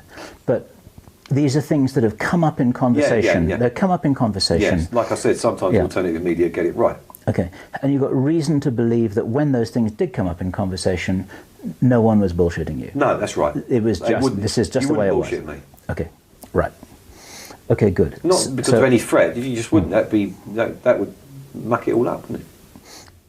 It wouldn't be smart for them to do that if they want to work with you. No, exactly. Okay. Yeah, because I might decide that the bit of bullshit they gave me is a reason why I don't want to do what they want me to do. Right. Good. That's why I decided at a very early stage I wouldn't bullshit you. Yeah. Right. Smart, right? Mm-hmm. Very. Okay. Because I would have known. You would have known, and I knew you would have known. So, and that's actually kept things on a very even keel between us, which I would like to think you've appreciated. Yeah, which is why I said I wouldn't use body language on you, other than to help you. Right. Yeah. Okay. Back to what it is that is real here. You talked about a little bit of solar. So we were on the list, weren't we? Okay, so we got 2012. There is going to be some solar activity. There is going to be a problem with the poles, but not a problem. Not something that is going to cause. They don't think it's going to cause massive disruption. However, preparations are being made. Can you say anything more about that? Well, you all know. Everybody knows. Everyone knows about. But you mean the underground bases? Yeah. There's millions and millions. I can't even. I don't know what the figure is for England, but or I don't know what the figure is for America either. It doesn't really interest me. But they have spent billions of dollars finding places that can be tunnelled easily and then going for it in a way, And what always amazes me is there are lorries going down there. Yeah. And those lorries are driven by guys that really should know better. And should be saying, well, you know where I went today, dear? And they don't. They just don't. It's amazing. That is one thing that actually amazes me quite often. People just don't. Yeah. I'm getting paid $800 a day to do it. All right? I won't talk about it. Yeah. This is something that's often occurred to me, the tens of thousands of people involved in construction and no one saying If you want to look for a villain, they're it. Yeah, they're you guys. And they're stabbing you right in the back for money. Yeah. There's taking the money, signing the non-disclosure agreement and just... Well, it's not whatever. when we're talking about truck drivers and people like that, you're talking about people that were met in prison. Okay. And when you get out, go and see this guy. And you can drive a Pantechnicon truck. Okay. There you go. All right. He's going to pay you $5-6 grand a week to do it. And you just go here, and drop the trailer, and go back and get another one. And you do that twice a day, and we'll pay you $800 to do it. And this is a guy that was in prison for beating the living shit out of his wife. Okay. All right. So we're not talking about people. Just because someone can drive a lorry, don't make him a decent blue collar worker. I got you. Yep, I got you. All right. Is there any... If you're looking for a villain in the whole thing, they're it. And that's you lot. When you say you lot, you mean the people who are not part of the inside structure, yeah. just people who are taking the money and running. Yeah, I believe it. And there's certain individuals in there that are feathering their own nest. They're digging their own holes. Yes. Because they thought, well, if you're doing it, Okay. which is an odd one, but yeah, that does happen. Now, a couple of minutes ago, when we were talking about the nuclear war being off the table or not happening, you said that the guys who are heading for the hills are wasting their time, or at least not for that reason. Is there any reason why somebody heading for the hills and getting a little farm and little community? Oh, well, if you're going to say farm, that's completely different. That's very wise. Why is that wise? Well, you could argue that as well. That could be very foolish, because if I haven't got anything to eat and you've got a farm, you're in serious trouble. Okay. So if you've got a farm, you better have some geographical... An island would be good. Why? What's happened? What's going to be coming down the line? Well, again, I believe that, you know... no, it's not even... It's the wrong way to start that. People know about companies, and we ought to be very careful about naming those companies at this point, because it's actionable. All right. And it will be actioned. I can assure you that has been put on the table. This is what's going to happen. If the alternative media start using names of large companies, they are going to find things very difficult for them. They will be prosecuted. Their finances will be destroyed. Yeah. Okay. So I'm not. You're referring to food. Yes, you're talking to. So you're referring to large companies who are dealing with food. Yeah. Okay. Everyone knows here what you're talking about. Food. Genetically modified food. And if you're a farmer in Wisconsin, you'd know exactly what I'm talking about, and you've just jumped up in your chair and said, "Finally, someone's going to say." All right. So what's... Because they've been living it for years. Yeah. So what's going on there? This is a big one, isn't it? This is important. It is. If you want to worry about something, that's what you want to worry about. Okay, so tell people... And there's no time frame on this. This has been being rolled out for years. As I said, go to the Midwest. Ask any guy there who he's had to deal with and the tactics they've used when he didn't want to do it. There's a very, very small number of farmers that use their own seed now. And they are ridiculed, disenfranchised, hounded, criminalised in their own communities for not towing that line. Yeah. So planting their own seeds, you know. So what's all that about? Why is this happening? Well, now I'll tell you straight away. You immediately, as I said, that guy jumps up and says, "Yay!" There are hundreds and hundreds of thousands of other people that have been brought into a way of thinking that genetically modified crops is the only way to feed the population in the size it is. Right. And that equation works. It is. It does. That is the only way if the population is the size it is. Okay. Yeah. So if we stop using genetically modified crops, we are evil because we are making the poor man starve. Right. Yeah. Because it's the only way we're going to be able to produce enough crops for that poor man. Okay. Yeah. So immediately I'm a demon now because I've dared to cross the genetically modified crop issue by saying that it's not good. Yeah, but straight away they'll say, well, you're You're evil because that, if you start making people think that, or people take this video seriously, etc., and they start actively pursuing, but that, you know, in their state or their county, there is a trial. Well, we're past the trial stage now, aren't we? There are fields that are being used like that. They will say straight away, you know, this is a good thing because it enables higher yield. Yes. So therefore we will have surplus, so we can send it to people that need it. Yes. Yeah, because the population is the size it is. Yeah. So the only way, it's a good thing. You know, and to dissent on it is evil because you're going to make people starve. Right. Okay. So what you're saying is that this is being sold as being a good thing because it's the way to solve the problem. Mathematically, you wouldn't be able to argue it. It is a good thing. Okay. Yeah. Until someone turns the switch off, and it's a really bad thing. Yes. Turning the switch off, meant as a metaphor, what's the switch? Can you help people understand what that would be? Well, a farmer would understand what I've said straight away. If I don't give you that seed anymore because you don't pay your bill. Okay. So we're talking about something that disrupts that system that's been set up. Literally, I educate you, but you know about, you know, they're buying seed that it will not reproduce. Yes. Yes. Yes. Okay. When it's grown, that's that. Yes. And you're not allowed to store seed that is able to grow and reproduce. Right. That's actually almost criminal now. Yes. Yes. Yeah? They will hound you if you've got that kind of seed. Because they want to stamp that kind of seed out, so you're totally dependent on what comes on a lorry every year. Yes. Okay. Is that farming? Yeah. Right. It takes away the very essence of farming. Yeah. So you're saying that then, if that structure is interrupted in some way, then the whole house of cards comes down. Yeah. Okay. And what you're saying then, I haven't heard you say this just now, but it sounds to me like what you're saying then is that this is planned and engineered, that this is going to happen, they're going to do this? Absolutely. Right. You said that without even thinking about it. It's like, yes, absolutely. It is going to happen. It is going to happen. Yeah. It's just a matter of when. But yeah. And that'll be when the time's right.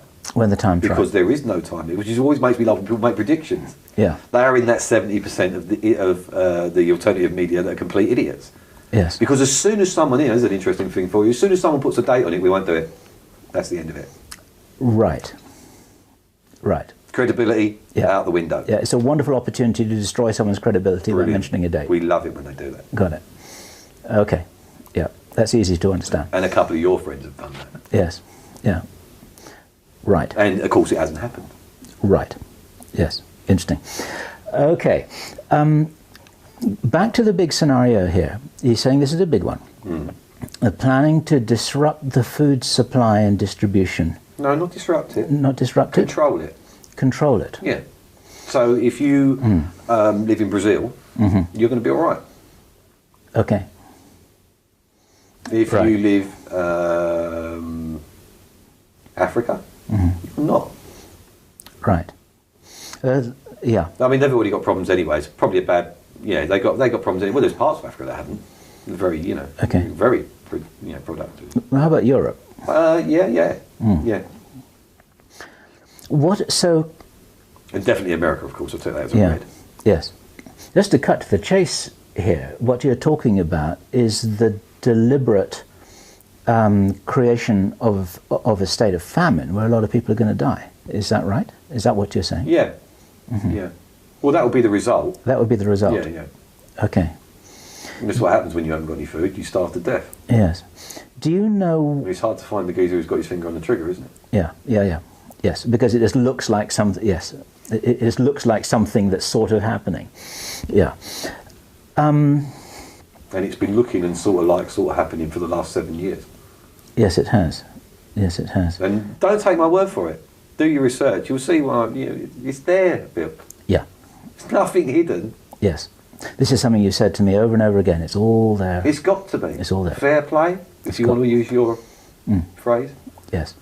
It's all out there for people who are smart enough to look and see. Yeah, because if you figure it out, you're accepting, aren't you? Okay. Especially if you can do something about it. Right. So... Captains of industry and so on. Yes. Do you know...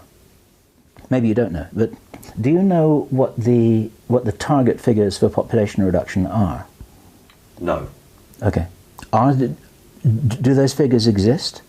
I would presume so, yes. Okay, because there's... well, to do any model, first of all, you need a business plan, don't you, for anything? Right, and of course a lot of people watching this will know that the so-called target or the ideal population number as stated on the Georgia Guidestones is 500 million, isn't it? Okay. 500 million. Yeah. What do you know about the Georgia Guidestones?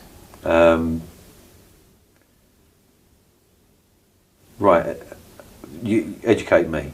They found who'd done it yet? No. It was a pseudonym, somebody Christian, I think.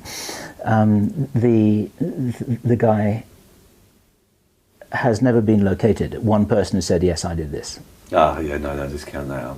Okay. Yeah, no, I'm talking about, has it been proved? No. Right. No. And it won't be. Right. I shouldn't think. Be very surprised. Okay. You're interested in the Georgia Guidestones? I just want, not particularly. Where did they come from? That's what interests you.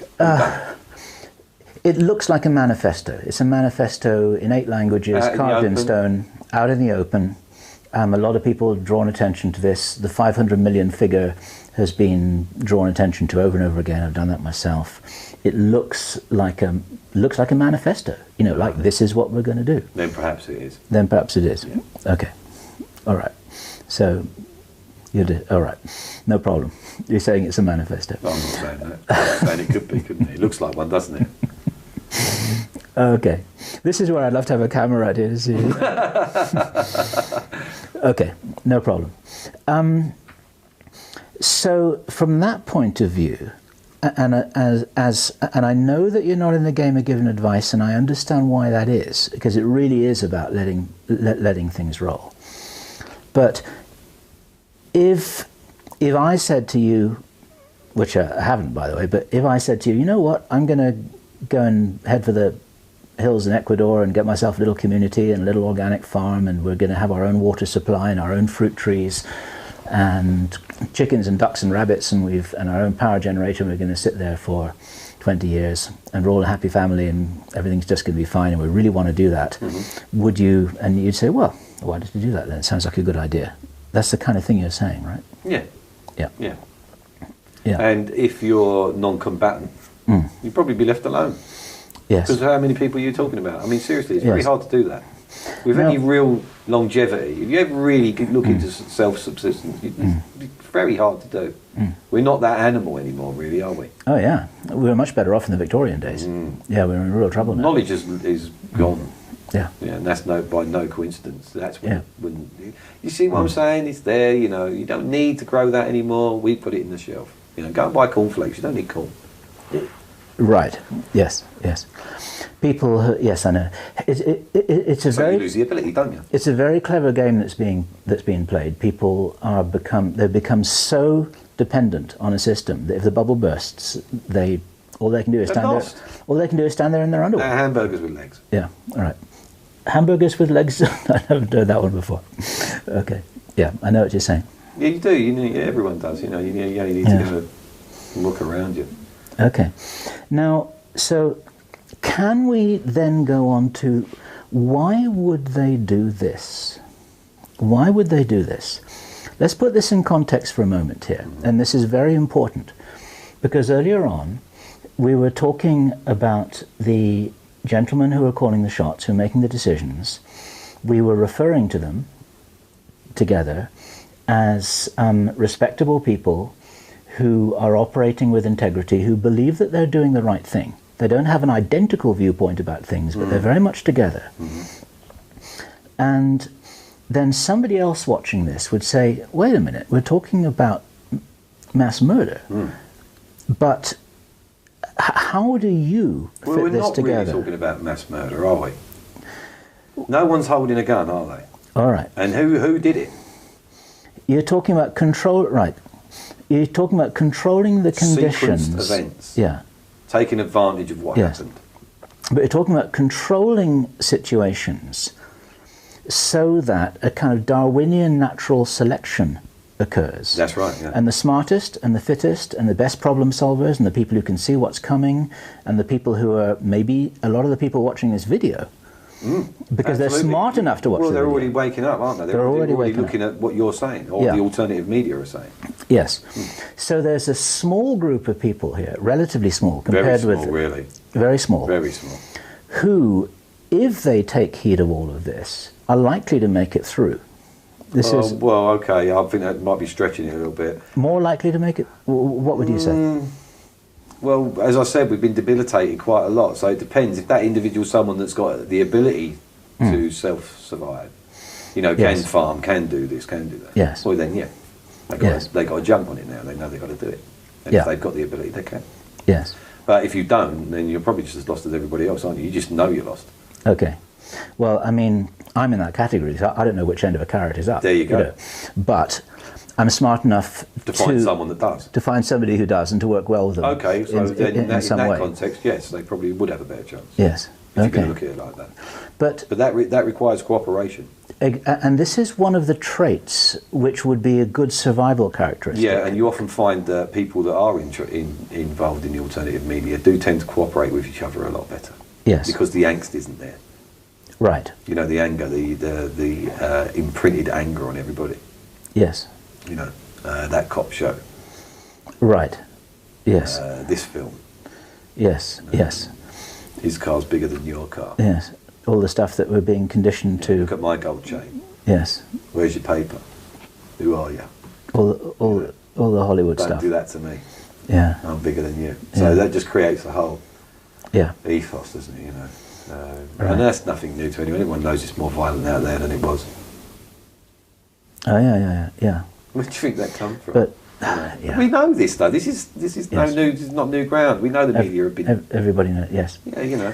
Most of the people watching this won't watch a lot of television. No, And a lot of them that won't watch any. That is another trait you find because Yes. it makes them uncomfortable. You do find that certain individuals are predisposed to find that situation uncomfortable because the television has replaced the fire. We all used to sit around the fire and look at the different shapes, and those shapes arrive for every vampire story, horror story you go comes from a fire because that's where storytelling started. You sat around the fire, and that was, and now the television's a fire. It flickers, it's Yeah. light. Yeah. But the problem is, it's not, is it? No. Sure. It's a medium that is a direct link to your brain. Yeah. Yeah. You've seen people sitting there. Sometimes they sit there with their mouths open, Yeah. literally dribbling, Yeah. because they're so engrossed in what they look at. Yeah. And they're lost, those people. Yeah. You know. Okay. I'll give you, for instance, run in their room and smash their telly and watch what happens. They'll jump up and attack you without even thinking about it.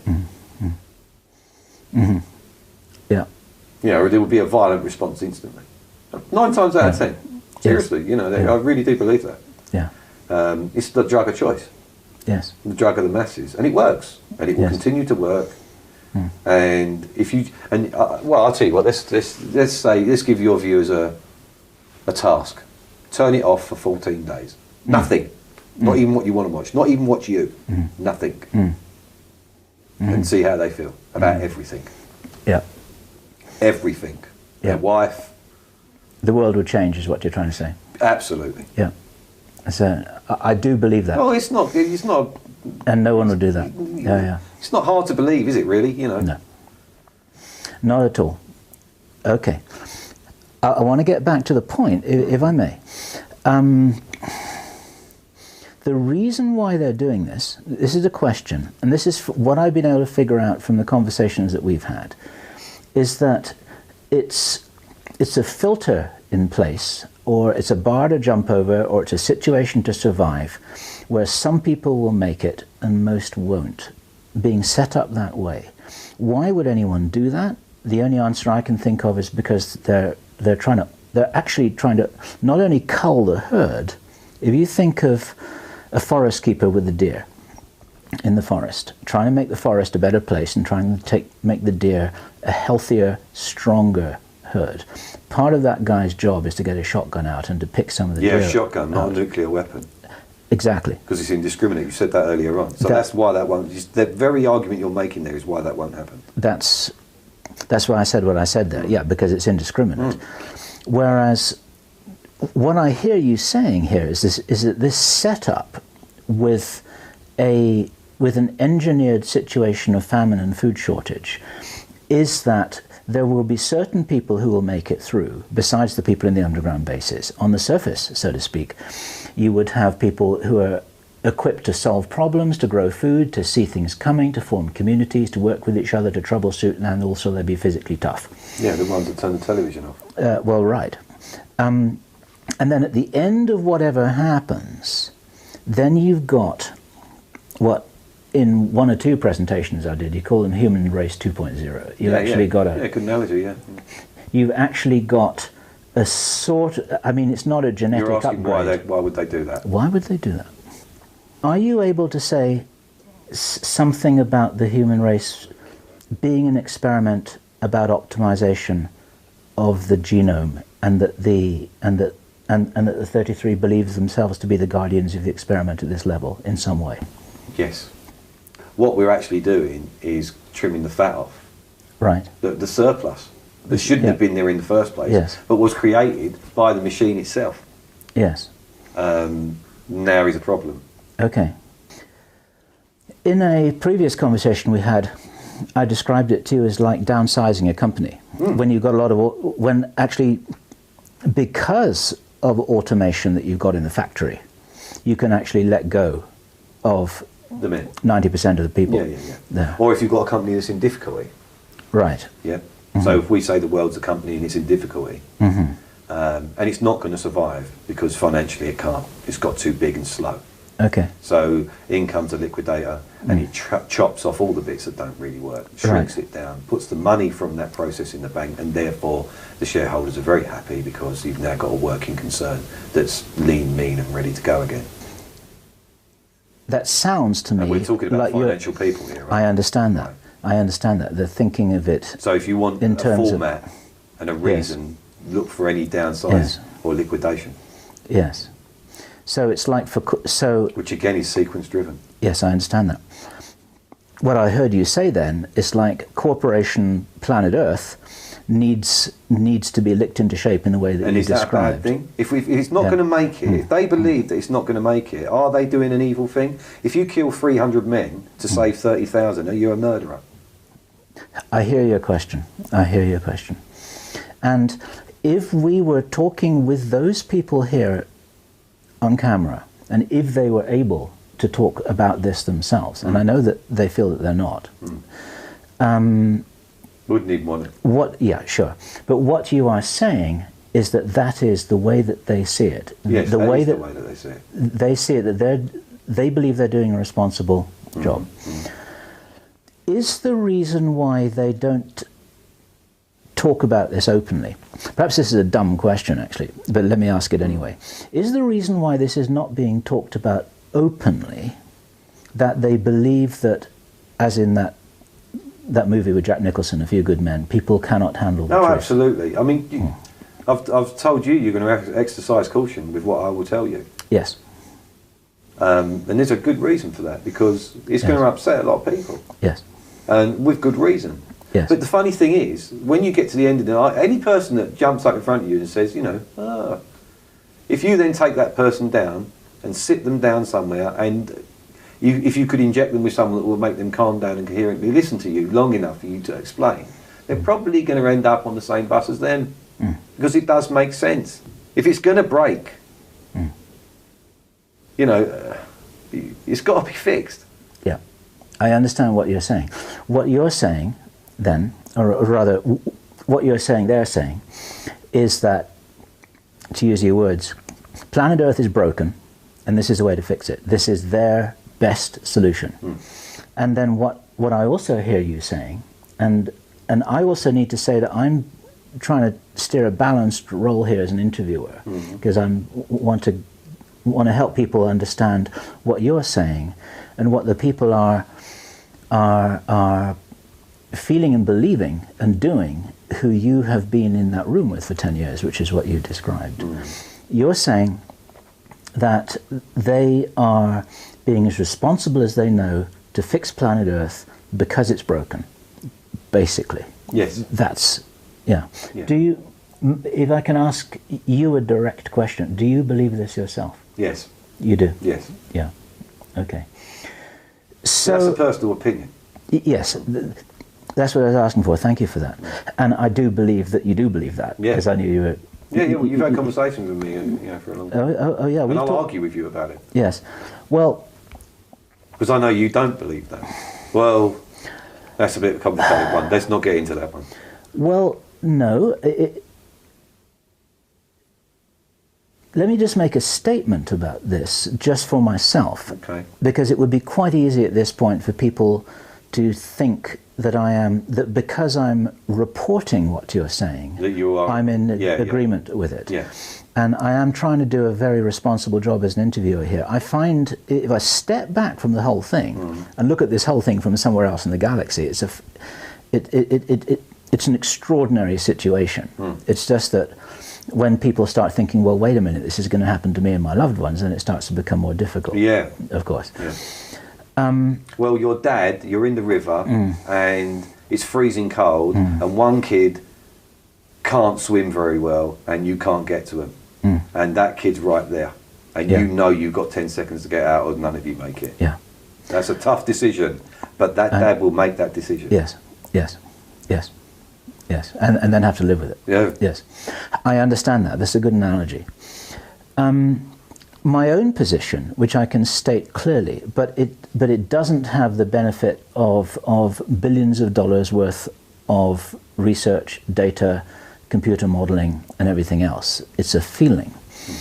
My feeling is that it is possible that the human race can solve this problem in a different way with the right kind of leadership and the right kind of information and the right kind of responsible sharing of information. Okay. I can't drill down below that. Well, I'll tell you what, if you come up with that and it is, then I'll be with you. Yeah. You got to understand, I'm not making a choice here. I'm making a logical choice. I understand what you're saying. I don't agree yes. with everything, but you know, nor did Dad. Yeah. As he watched the other kid. I understand what you're saying. But my feeling, as I just described it very, very briefly, is my feeling is that there is a way out of this. Okay, right. You explain the way out of this and I'll come with you. Yeah. Okay. Maybe that's our second interview because maybe because I don't have a prepared answer for that. It's just a feeling, and I'm just sharing that with you as a mate. It's just this is what I feel. That would be a hell of an answer, wouldn't it? Yeah. And you may even get your point. You may even get your chance to put that point. Yes. And I'm stating this for a reason. I believe that there is an alternative. I don't believe that there is no other way. I just do not believe there's no other way. I just don't believe. But then again, you're not in possession of all the facts, are you? And that's what I said. I don't have all the information. Okay, yeah. I don't have the access to computer modeling. I don't have access to data connection. And I haven't been thinking about this for the last 100 years, or however long they've been thinking about it. Okay, so by that same token, do you not think that they really have thought about it? And a lot of work has been done, and maybe that devil's advocate was played at some point? I hear what you're saying.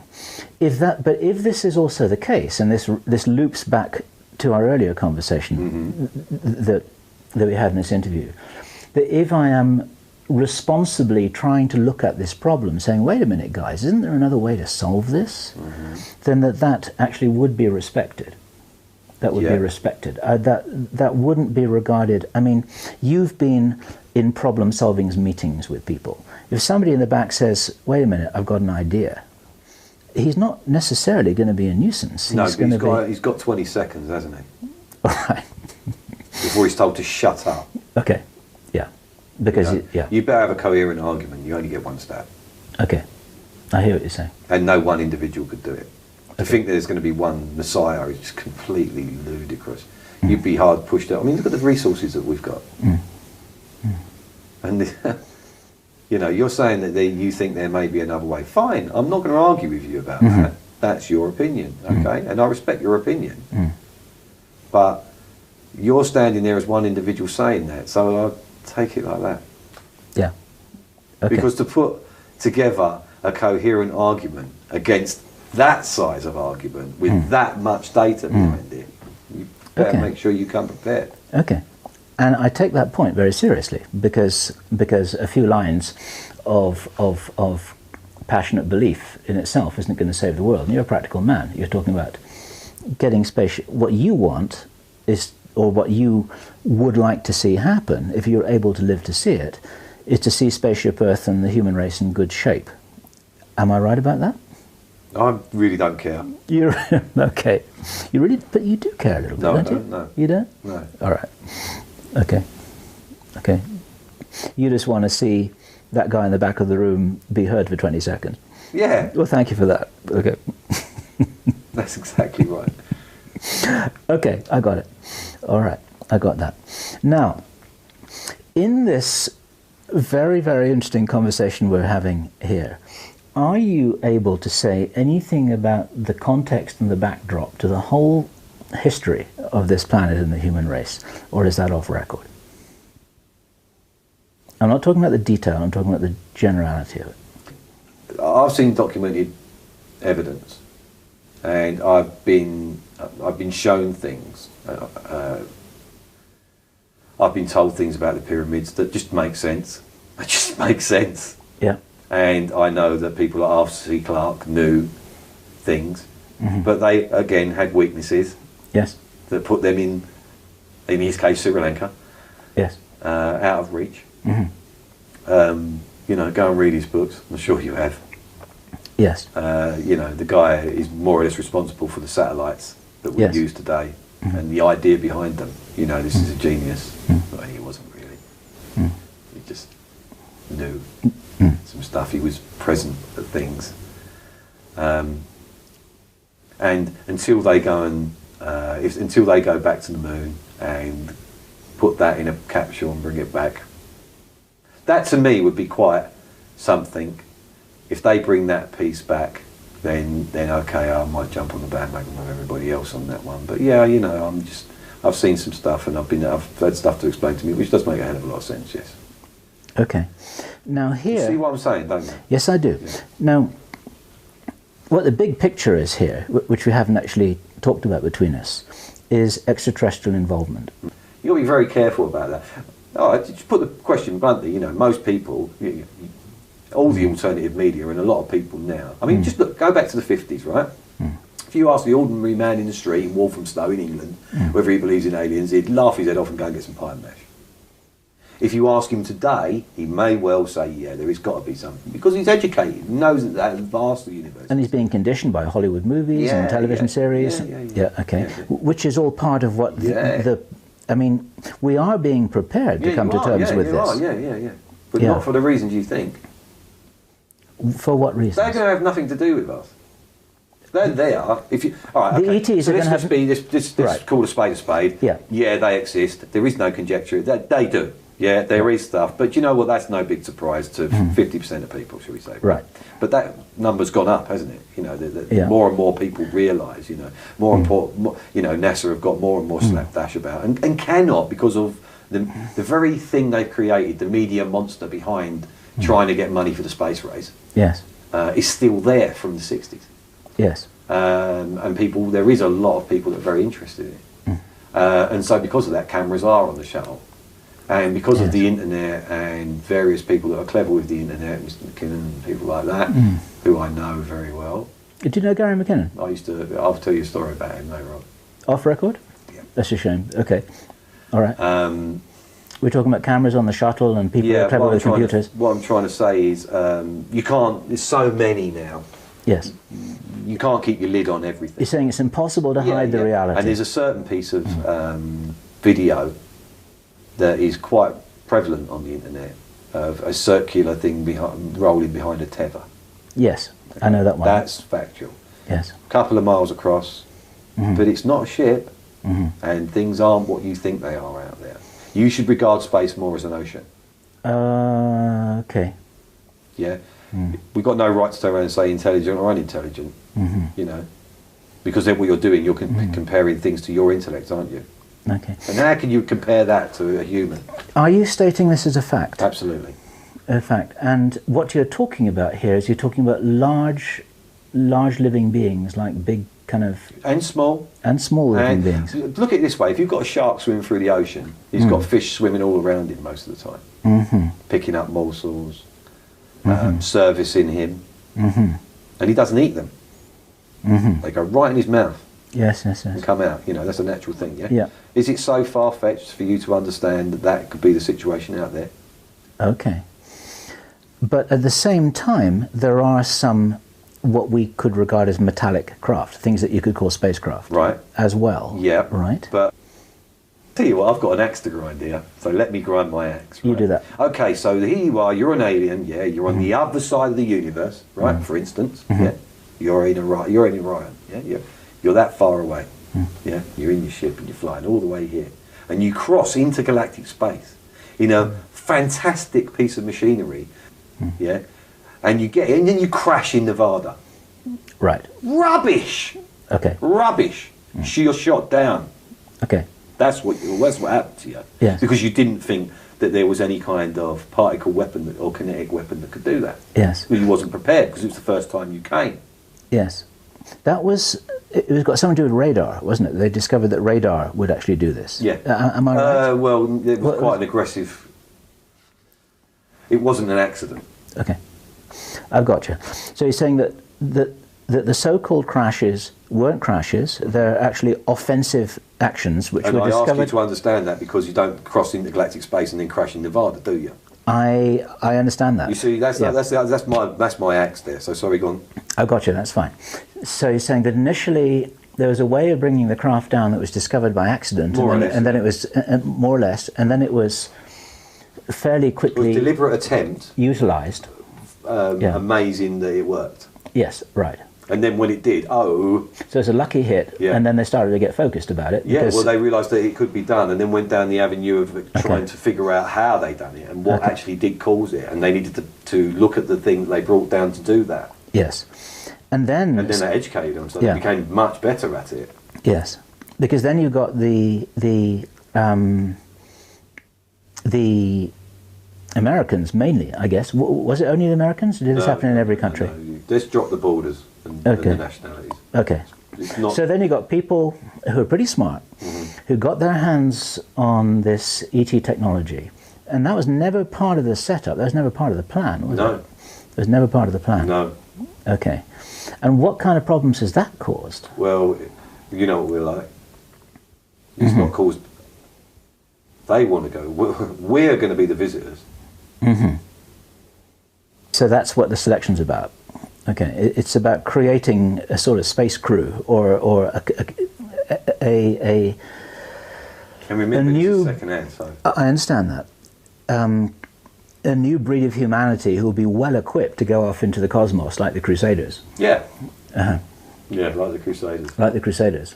And it's like it's like you've got the spirit of the Crusaders and you give them extraterrestrial technology to move with. There you go. And then And are any of us in any doubt that we're going to start planet hopping within the next century? Are you actually in any doubt with the technologies available now? Because we're doing it with robots. personally, I'm in no doubt at all that we've got a Mars base. Oh, right, okay. Is this something you've ever heard about? Yes. Okay. Can you say anything about that? No. All right. Okay. Do you want that off record? No. Okay. All right. That's fine. But for sure, most people who I've spoken to about this subject, who really feel that they do know something about it, will say that we've got all kinds of technology that you wouldn't, let's say that it makes the space shuttle look like a Model T Ford or perhaps a horse and buggy. So it implies that there are a lot of those crafts and we're very, very far advanced. Well, I'll indeed. tell you something about those craft that's never come out. Tell me. Right. You know, you've got you go to Mexico and something's a mile across. And then you come to Nevada and it's 600 feet across. Okay. It's triangular. Right, yeah. All right. So how about it being 10 triangles that can lock in together and fly in the same formation? Oh, okay. And then they can split. Okay. They fit together like bricks? Yeah. Or like pieces? And can do that in motion. Okay. Is this and these are our craft you're talking about? Yeah. And, Modular. yeah. And you're So telling you can see how easy that would be to Yes. confuse every individual, because one day it's a star and the next day it's a triangle. Okay. And then it can split up and go in all different directions. Okay. You can try and explain that. It's got to be extraterrestrial, hasn't it? If it can split up into 10 different pieces when it was one craft and then Okay. disappear off quite quickly in all different directions. Okay. And you have been told this? I've not just been told it, I've seen it. You've seen it? Okay. Okay. Technology's hundreds of years further forward than Yes. it is. Yes. And And not just technology. You got to understand. If you go back to let's say everyone loves it. Let's go back to the pyramids age, right? If you were in power at that point, and you knew about electricity, and the man in the street at that point who was lugging stones around for you, can you imagine how much more powerful you are than him? Look at what you've learned in the last couple of months and how it's changed your view on things. Right. Right? Point taken. Yeah. So times that by 1 million. Yes. And then put 5,000 years in the spin. Yes. So it's not a case of many years technology is ahead of you. It's a case of how many years. How can I put that into words? I know what you're saying. Yeah, sure. Yeah, yes, I do. And you're saying that some of these crumbs have fallen off the table into the public sector, like onto Apple. But a lot of it is kept behind the curtain for use of the insiders with their own programs. Yeah. Okay. And to keep the jump on everyone else, you can't tell them what you're doing. Yes. But when you've got to a point where you don't need to be doing that anymore, and it could make you an awful lot of money for what you want to do, yes, and further your endeavours, then you can let those crumbs out, can't you? Okay. Yes. Okay. Let me send them over to Beijing and get them made. Yeah. Let me ask you a question about this that I've been meaning to ask you for a while, and I haven't asked this question to you yet, and that is that, is it possible that there are sectors, say, of American military private enterprise, what Eisenhower called the military-industrial complex, that are working on things and know things and have control of things that the 33 aren't party to? Is it possible that there are things that they're not party to? And that some people have... Yes, but only because they don't want to be party to. Okay. If it became interesting, no, there's nothing out of their grasp. Nothing out of their grasp? No, because what they'll do is they'll financially help it along, stop it, okay, get control of it. You can when you've got all the power. Okay. Okay. All the knowledge, shall we say. Which is why basically what you're saying is that money opens all the doors. Cool. But you're not really talking about money. No, not at all. It's not... It's not a concept I even want to talk about. It's not like nonsense. Money in the bank account. It's the control that comes with the ability to shape the economics of nations through a decision that somebody makes. Is that the kind of thing we're talking about? Yeah, it is. I remember you described at an earlier stage, you described that these 33, each of these individuals, they should actually be seen as like nation states in themselves, yes, in terms of policy making, economic influence. There is no influence. borders or nationalities. That is all pointless. All of that. Yeah. So that's just part of the wrapping of the package. Yeah, it's part of the plan. It's part of the education. Yes. Yes. It makes you fight amongst yourself, divide and conquer. Yes. Can you say anything about what geopolitical changes we might expect? Like, for instance, there are a lot of people watching this... New World Order. In all that stuff. Yeah. The North American Union, based on the economic... Yeah. If it's prudent for them to do it and it helps for the model, yes, they'll do it. Yeah. Okay. Yeah, all those things are on the table. But as soon as you draw too much attention to any of them, depending on their importance, what your longevity is or the audience longevity is, whether they'll roll it out again in another 100 years. Okay. Because if you draw attention to it, they won't do it. And your credibility will go out the window. Yes. Global currency, same thing? Oh yeah, no, that's inevitable though, Bill. Come on. If you know anything about economics, you know there's going to be one world government. It's the only way it's going to go. It's got to. Okay. Okay. There's likely to be the removal of borders between, like... Financial borders. Financial borders. Borders won't be removed because that's how you keep people averse to each other. Okay. I've got it great over here, your life's shit. Okay. Right. Yeah, you're arguing, right? Yes. So it's creating the dialectic, but the finances actually determine the real structure. Keep everyone's nose on the grindstone. They can't look up long enough to wonder what they're doing. Okay. Keep everyone arguing amongst themselves about racial equality and sexual equality, homophobic, keep everyone arguing about everything because then they're all arguing amongst themselves and we get what we want to get on with. Okay. Let me ask you one more question, if I may. Mm-hmm. Okay. Is it going to be convenient to set up a false flag operation to depict the ETs as being enemies? It's on the table, they're going to do it. That's on the table, Yeah, they're they going will to do do that. That's what the craft are for, that's what the modular things are for. And it's already started. Okay. Do you know, is this date forecast No, at all? no dates, no dates. No Don't- dates. Get off of that. Just- Never is. Okay. When people start amassing an opinion Mhm. and it reaches a crescendo, Mhm. that's when it will start. Okay. Okay. So you're asking me how long does it take the world's population to start getting worried about that? Okay. It sounds then as if there would be a strategy to start informing people about the ET reality pretty quickly. Now, I presume this is kind of underway.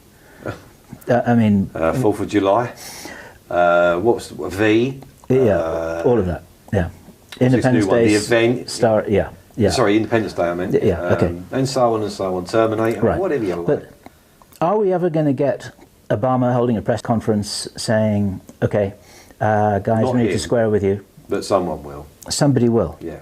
Do you know anything about that at all? No, because it's not there yet, is it? So It's not there yet. There's a drip happening, and Yep. the bucket. You're asking me how long that bucket's going to take to fill, but the drip might slow up or speed up. Yeah.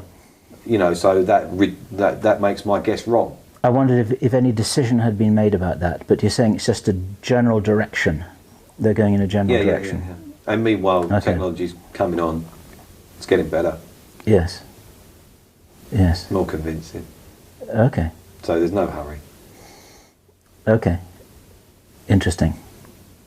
Meanwhile, make education suffer a little, so people are a little bit more dense than they have been.